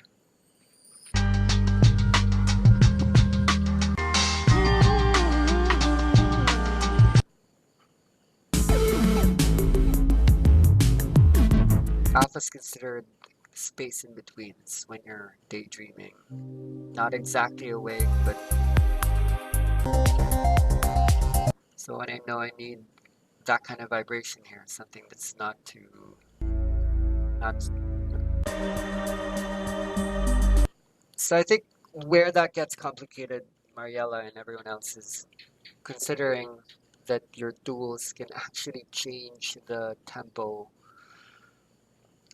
Speed becomes really relative and even relational, because when you have a fast track that's following a slow track, the fast track seems all the more faster. But let's say let's go into the inner dance stuff.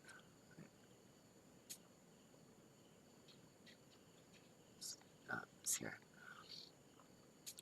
So relationally speaking, let's say you were listening to this, and then you jump to this one.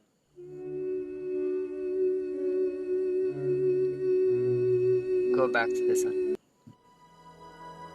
As opposed to this one.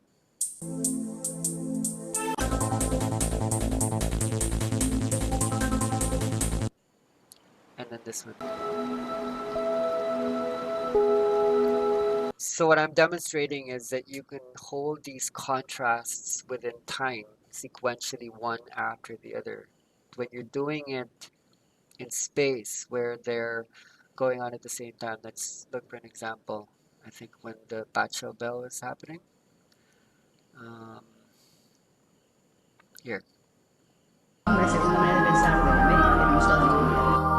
Here you have this slow thing taking place down below. And then here you have this element of fastness underneath. Una unidad total. Nos estaremos separados.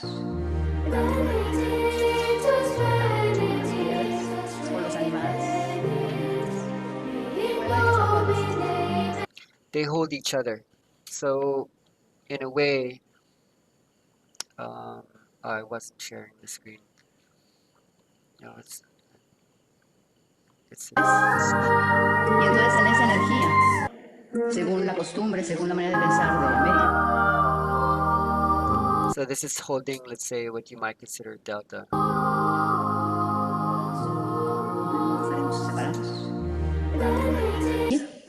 Ese está igualito como lo vivían nuestros antepasados, igualito que está dentro de nosotros, está dentro de los árboles, dentro de las piedras, dentro de las montañas, dentro de los animales. So in a way, when you're creating these layerings, you can actually bring out more gamma in a track because you're holding like a delta alongside it.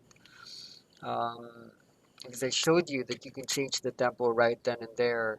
A track can be almost anything depending on what you do with it. Now, we're not up to measuring the actual speed of a song per se, because you can have, let's say, a certain song that is exactly the same BPM as another's, and one would be more electronic, the other one would be more rock and roll, the other one would be more emotional. So um, what we perceive in delta, theta, alpha, beta, gamma are more of like effects, because sometimes you could hold a a song that isn't really that fast, but it holds these gamma type effects. So going back to White Man's Burden, for example, or let's see, what about Innis Ellen?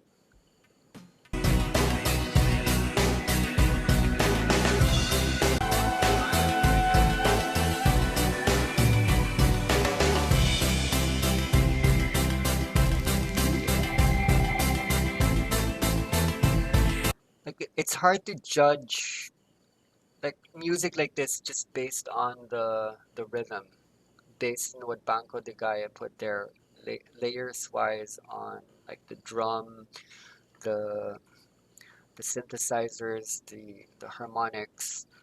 Um, what you would maybe perceive as more of the effects, like what does it bring out? So if gamma would be like hyper reality, beta would be more like focused or also bordering in stress. Alpha would be relaxed daydreaming, theta would be drowsy, um, and then delta would be like deep consciousness, like slow wave sleep. Um, then you do have a lot of space to generalize. What you're doing is circadian entrainment, so you're just mimicking something the body, the brain, the mind does when it goes through the 24-hour cycle, more specifically during the sleep stages.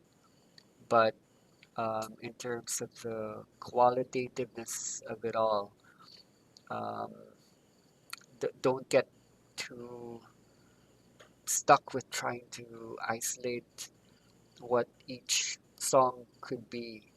It's all open to interpretation, and interpretation is very, very situational. It depends on who's there, depends on how you're feeling in the moment, depends what's happening in the day.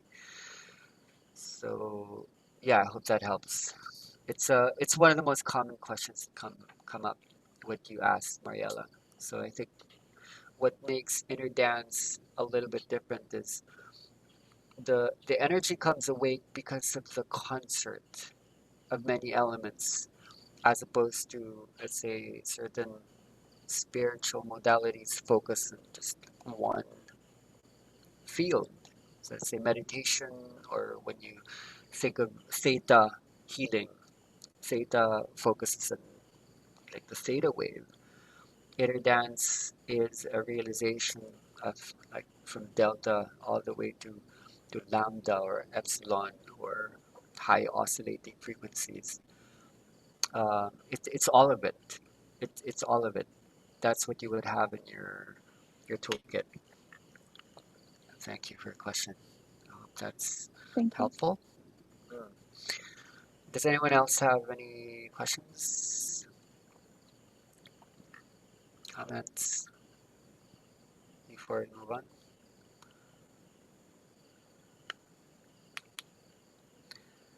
Okay, so I think what we could do now is to go into a workshop. So I'm thinking maybe we've made the point already with what we saw in logic, and I could easily throw things together for Suetkin and Vasco that we can edit either in a different Zoom. I guess to make things productive, um,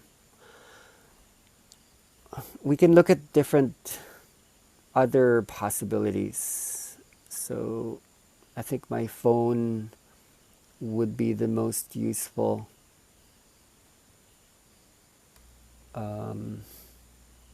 Like in a sense.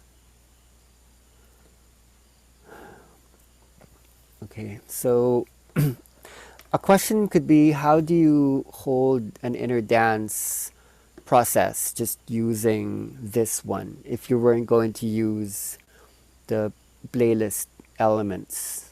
When you look at the library here and say, okay, I've made all of these playlists, and every time I want to just focus on people's bodies, that was the point on creating it in space. So I could just say, press the play button, and then things would just start happening. So one way to understand how to bring complexity to that is, you could just load up the playlists onto here. So it's pretty linear. It's all there, but you do still have control where you could change the speed and you could slow it down.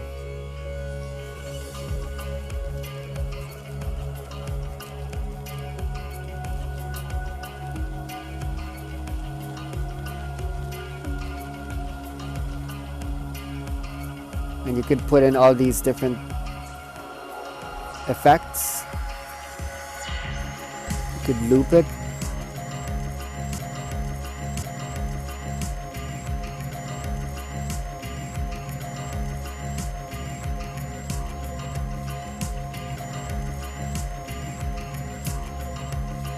You could also do the neural mix. So if I didn't like the drums, I didn't like the harmony, I don't like the singing, you could still make adjustments there.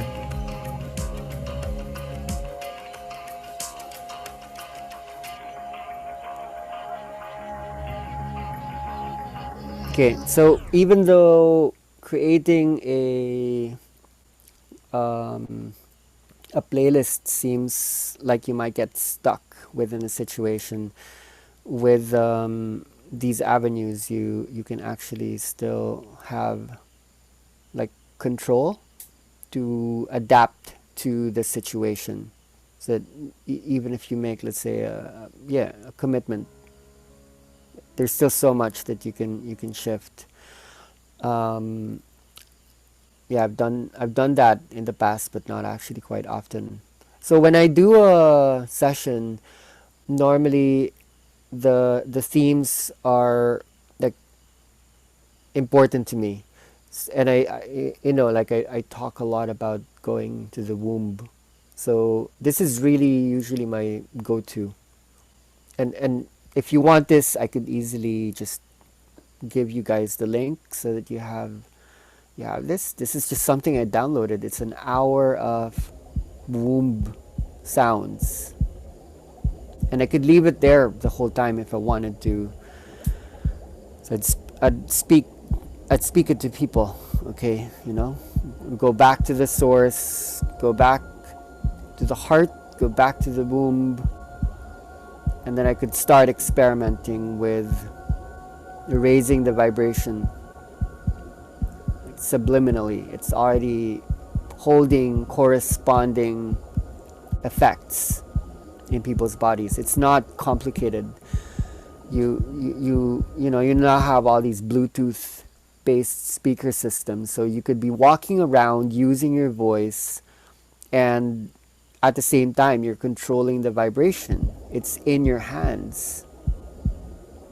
You're right there, and because you know when you're about to speed it up, the themes of your language in terms of release, letting go, are in correspondence with the parts of you that's like, okay, forgive whatever you're holding on to at this moment, let it go.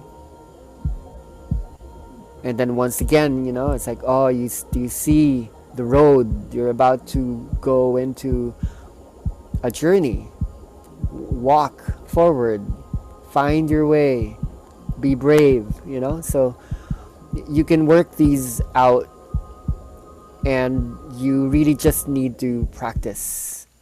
You won't know how to do it if you don't train your body to do it. Your body needs to understand this a lot more than your mind. So when your fingers start to toggle these, go here and there, it learns to think for itself, so that when you're in the situation, you don't have to second guess. It's like your body will know what to do. So once I have this going, I then would need more layers. So I would bring up the noise app, and I would look for starting elements that would be like simple, slow, like this Indian drone is good.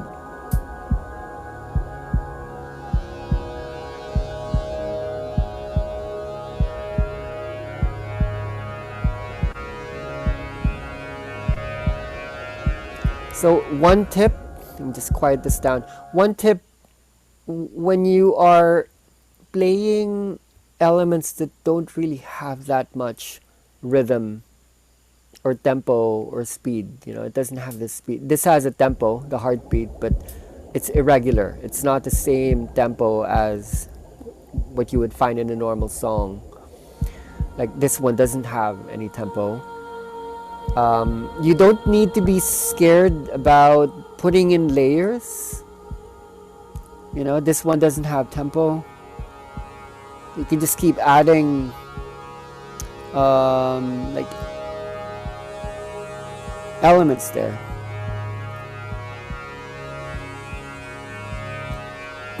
What else doesn't have tempo? This doesn't have tempo.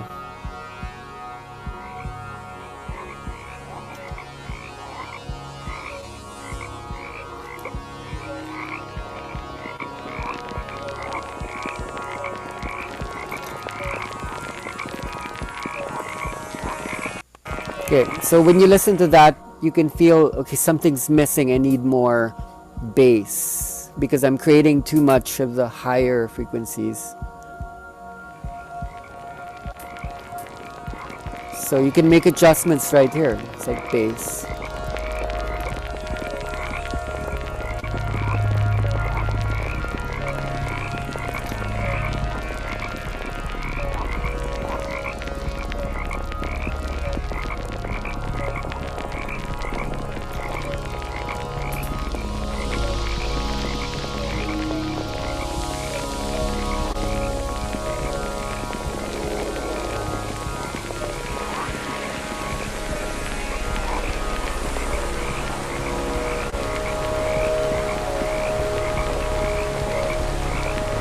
Okay, let me show you what it means regarding tempo. There are several here that could be amazing build-up elements. This has like a rhythm.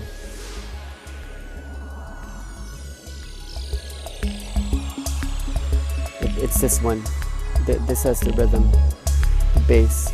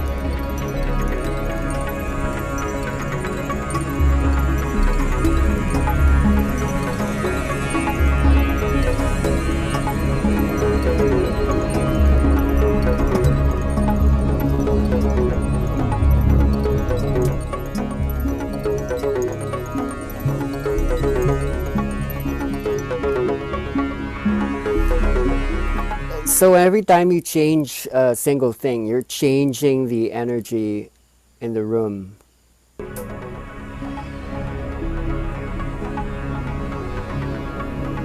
Every change.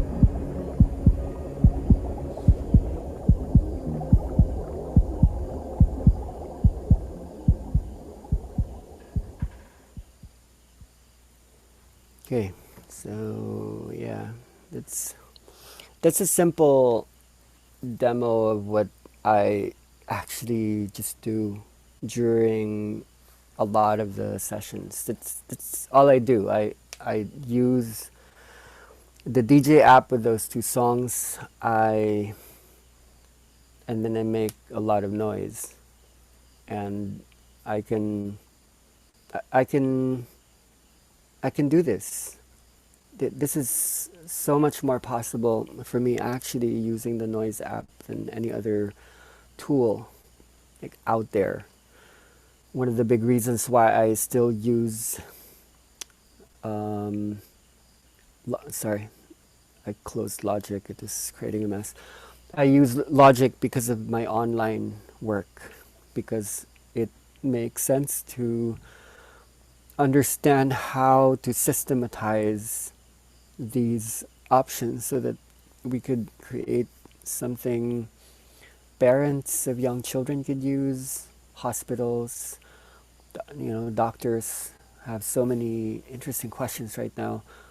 Later, like teachers, parents, teachers, and doctors mostly would be the application pathways. And then when they experience it alone or in a group, what I normally do is actually just teach them how to work the noise app so that they could create those conditions with their children, their patients, their clients, thus creating like a modality of independence. I'm using like a lot more instruments as well, but yeah, they're good to organically just come into slowly. I'm happy to have been able to show you the Ableton program. Um, this is Ableton. These are the two different options of Ableton, and there are a lot of things here that are very inner dancey. So I'm happy to um, go into this later on, um, based on your interest. So this is like one example. Um, this is like a tree tone.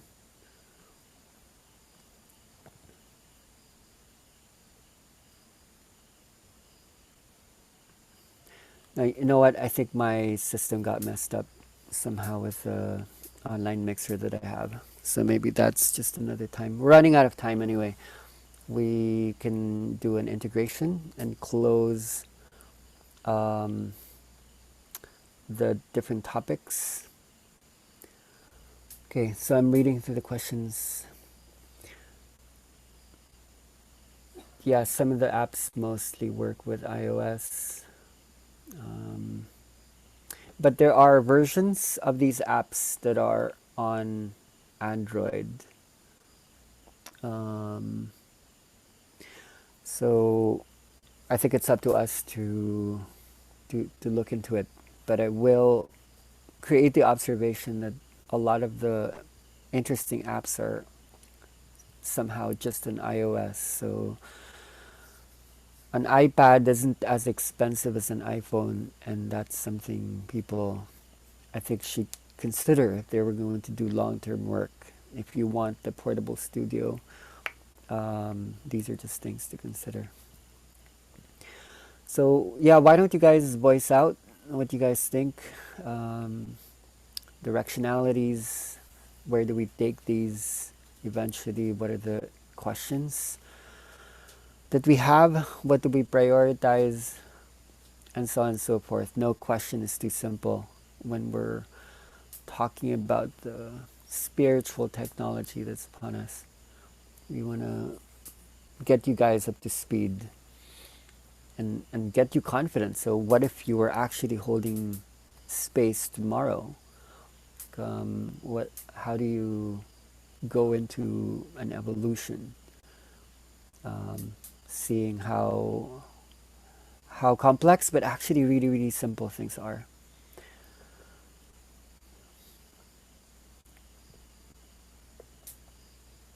Hi. Gisli. Yeah. I was thinking like if you could you demonstrate like just real maybe real quick and simple like how you would sequence a playlist within the waves. So like start with like um, beta and then no start with alpha maybe and then when to go to like an example, just like an imaginary sample of like yeah. Okay.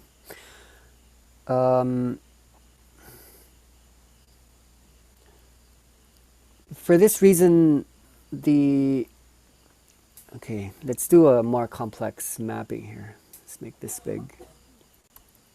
Let's clean this up. And I do want to get into this, so thank you for asking this.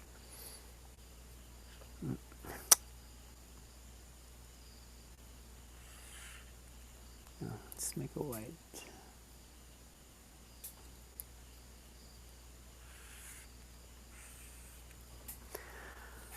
One, 2, 3, 4, 5, 6, 7, 8, 9, 10, 11, 12. Okay, so there's 12 stages, yeah? Let's outline them for now. There's satisfaction, dissatisfaction,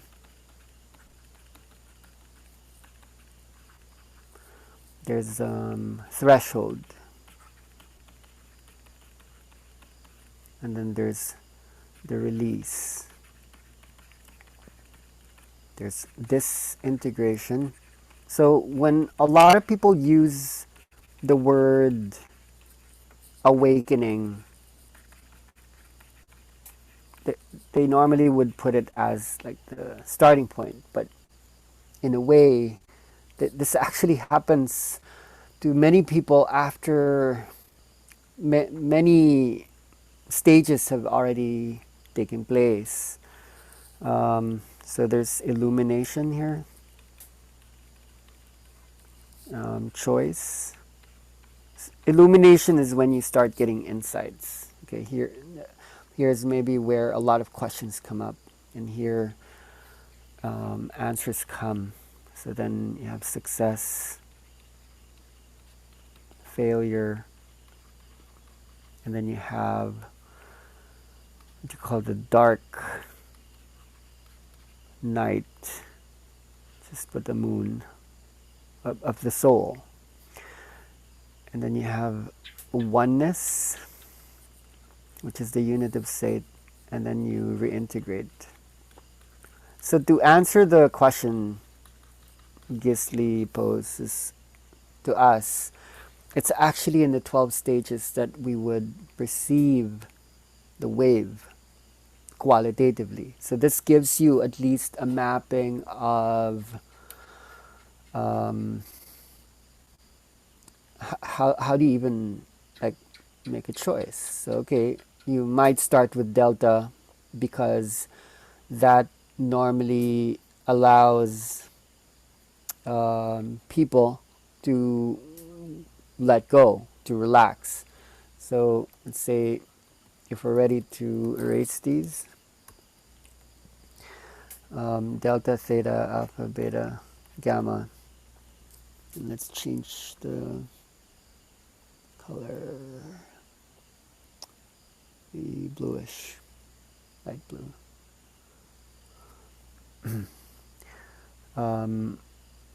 Satisfaction, dissatisfaction happens more like here, but your playlist starts here.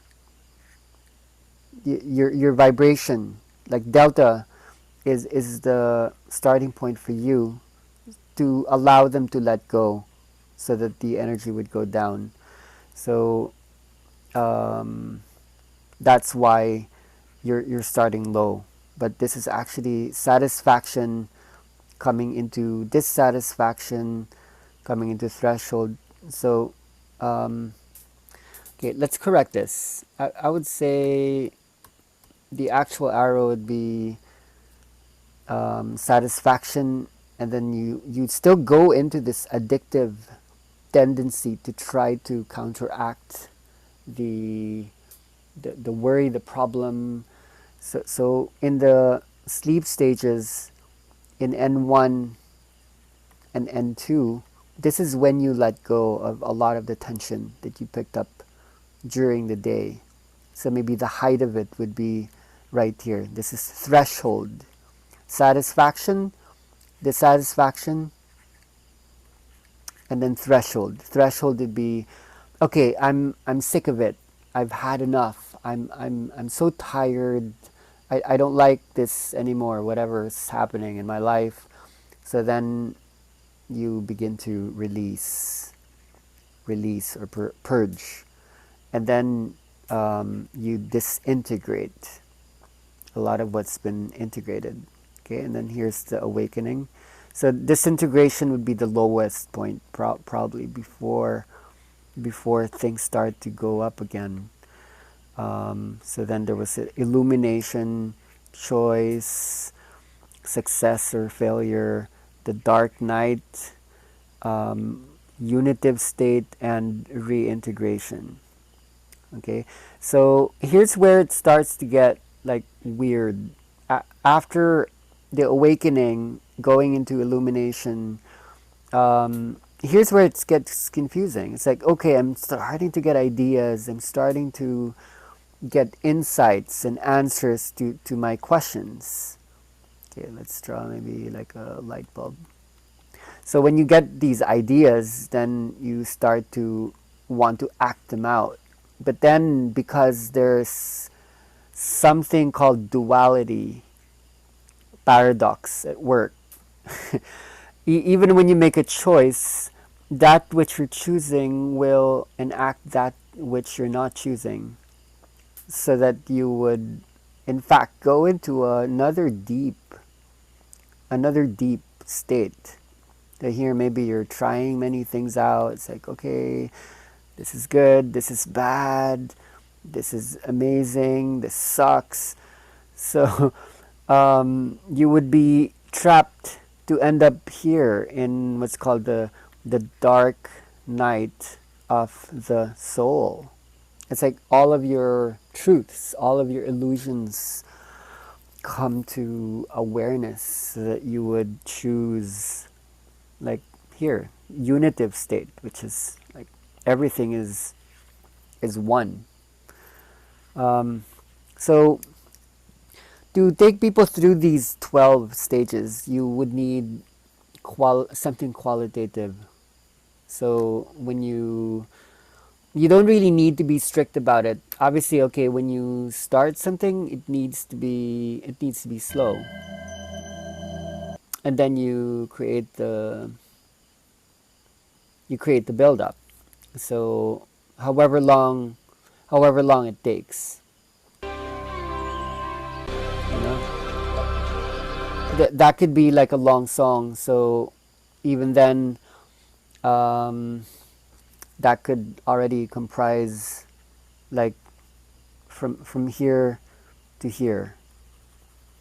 That could be 2 waves already. And then to allow release to happen.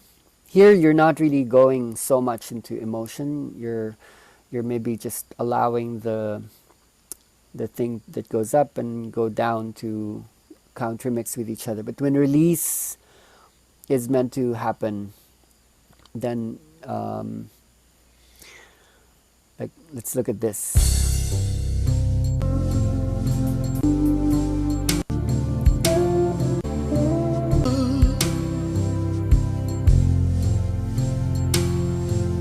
That would carry me away, and 2 miles to the dusty street. Face.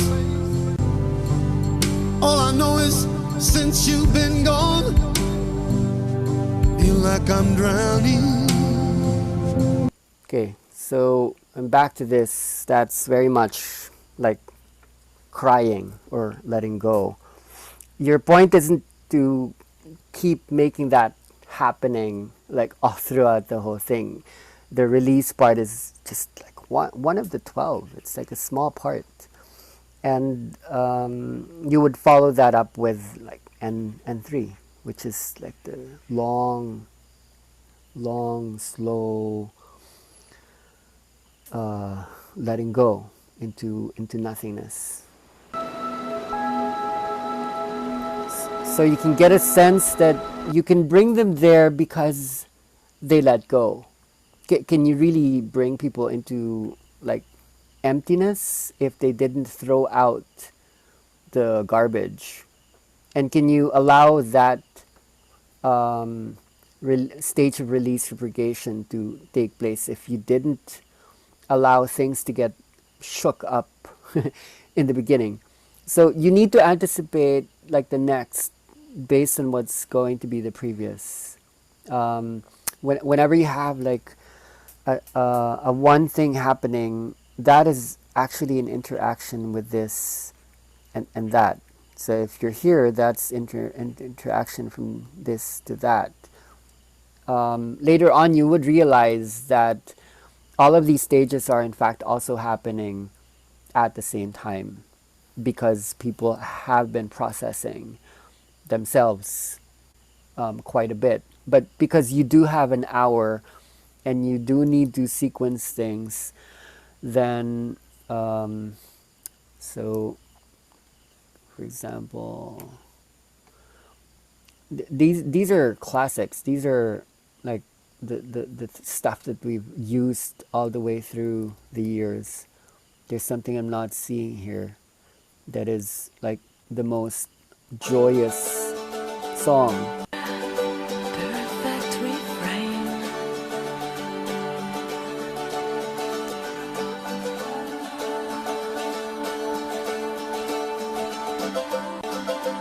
Today, play all as one. Na na na, yeah, yeah.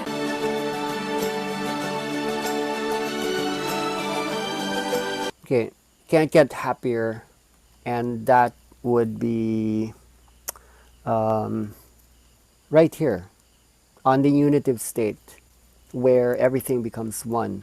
But that usually follows the dark night. So you can't have joy sometimes without letting people experience the anger that they're holding inside. I'm trying to see if some of the new folders had them. I don't remember, so I'm just going to go into the inner dance stuff. I don't think I have any Dark Night of the Soul elements here. Let me see. But in general, I could just play something with a lot of bass, a lot of... this for me is Delta. And here, Delta happens here, here, and here, and also here. So when you do listen to a lot of people's music, when they come up with libraries, this is one of the common mistakes. People aren't shopping around enough for the initial, like, you know, emptying, the drop, the next drop, and the long stage in which people need to have the space to reintegrate.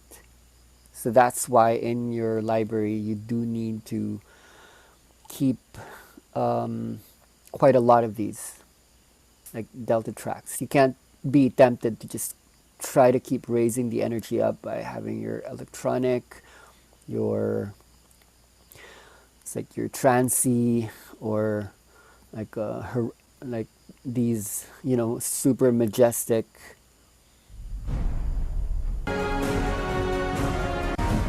the temptation is just to have those. Those are amazing, you know, and brings out the superhero in people. What happened?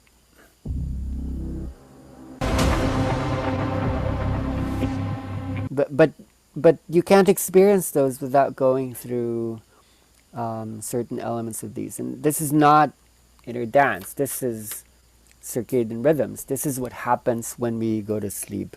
Even when we're awake, there are those times of the day when you just have to take a nap. Your vibe really just naturally goes down. So you want to support that. As a category mistake, a lot of facilitators don't actually know this. So the tendency is to want the body to move, for the release to keep happening, people to cry, people to scream.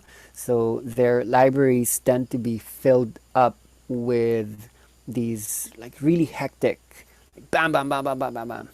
you know, you know this. Probably this is what made you leave the work for a while, so that you could take your time to integrate, because so much was shook up. Does this help? I think when you look at the 12 stages, it really does come alive and it becomes more clear. Thank you so much. That was really helpful. Yeah. Thank you for asking, because I do want to go into that. It's just so much here that I'm trying to see how we can go step by step. But the theory behind the tools, allows the tools to just act on their own. So when you observe Yella, she was able to make the playlist that she did because we covered a lot of these in the Madrid training. But then you do need to keep listening to a lot of these concepts again and again to start to understand, okay, there's that wave, there's the up and down, and then I do have all of these elements that I could possibly use to create a storyline. So even if you weren't using Logic Pro or a DJ app, even if you were in Spotify, even if you're still putting like one song after the other, it's okay. As long as you do understand there is a possible sequence of emotions and vibrations that determine why that rhythmicity, why that harmonic, why that melodic element.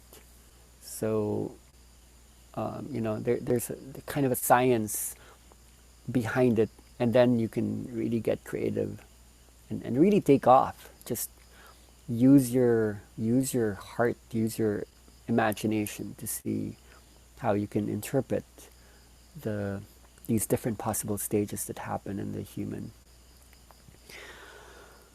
Okay, so we're 3 hours. That was actually quite a lot, considering the time. It went by quick. So in the group, let's keep the conversation going. I'm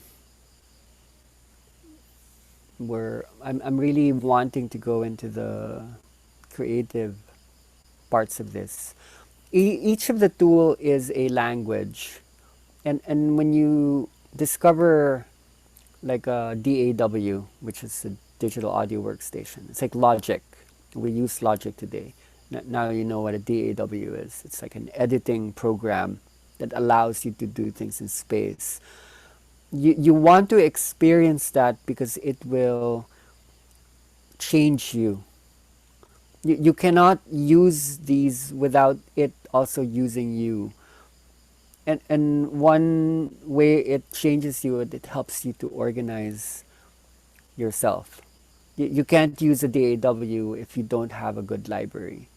When you organize your library, something inside you will settle. Because if you're already aligning your life according to work you find valuable, when you hold your container, when you create your room, when you hold that space, it's almost like a choice. It's like this is what I want to do. This is who I am. It doesn't matter what I call it. What matters is this vibration. This vibration is what I hold.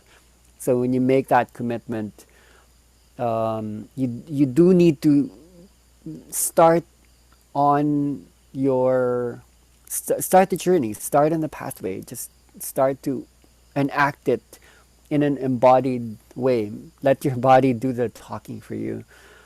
And so then when you use the other possibilities like the DJ app or the noise app, and then there are these virtual synthesizers that will teach you how to use, that has a way of affecting the brain waves. It will change you. If you're not doing it, you won't know. And once you start out, something will click, something will open. Now, I don't think it's possible for you to do it if you don't have a project. You don't have a situation. So much of our actions is situational. We're kind of inactive beings in that way. Um, we're beings based on affordances.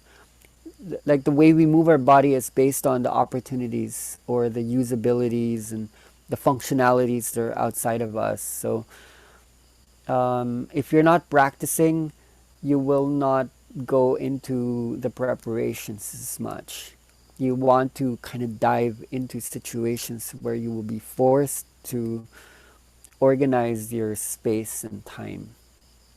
And sometimes one of the best ways to do that is to clean up.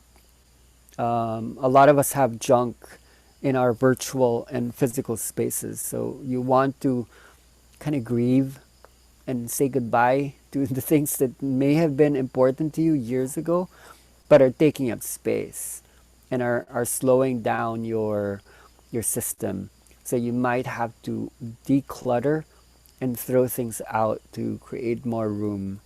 If you need an upgrade, just let yourself deserve that. That you want to function well, and you need to have clear, consistent feedback mechanisms. And when your space is kind of clunky, it's not going to work once you start to really hold greater amounts of people, of information. Um, so take things one at a time. Your questions are really important. If you don't have any questions, it means that something's not really operating.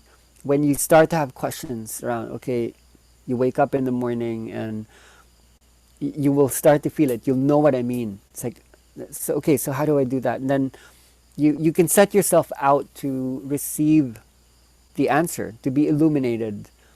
And sometimes, even if it's just like what Yella was sharing, it's like there's a sound out there and I don't have it right now, then that's actually just a search engine command. It's asking the right, um, it's putting out the right word that would resonate what's already out there. It's not like you're asking the question in a way that's coming from scarcity or poverty. You're asking the question in a way that the answer is already like accessible. You just do want to pave the way. So when you're not just laying down anymore, when you start to structure things, that's really when the questions start coming up. And the way it happens is very nonlinear. You're going to have a map of many questions. So you don't want to be overwhelmed. One of the trainings we need to give ourselves as we keep experiencing energy is how to also do things sequentially, and not just everything's going to be happening all at the same time. And that's why these tools are quite interesting, because they will train you to prioritize, essentialize, and do things operationally, one at a time. What is amazing about the digital world is, even though you're doing things in sequence, each point in the sequence holds multiplicities and simultaneities.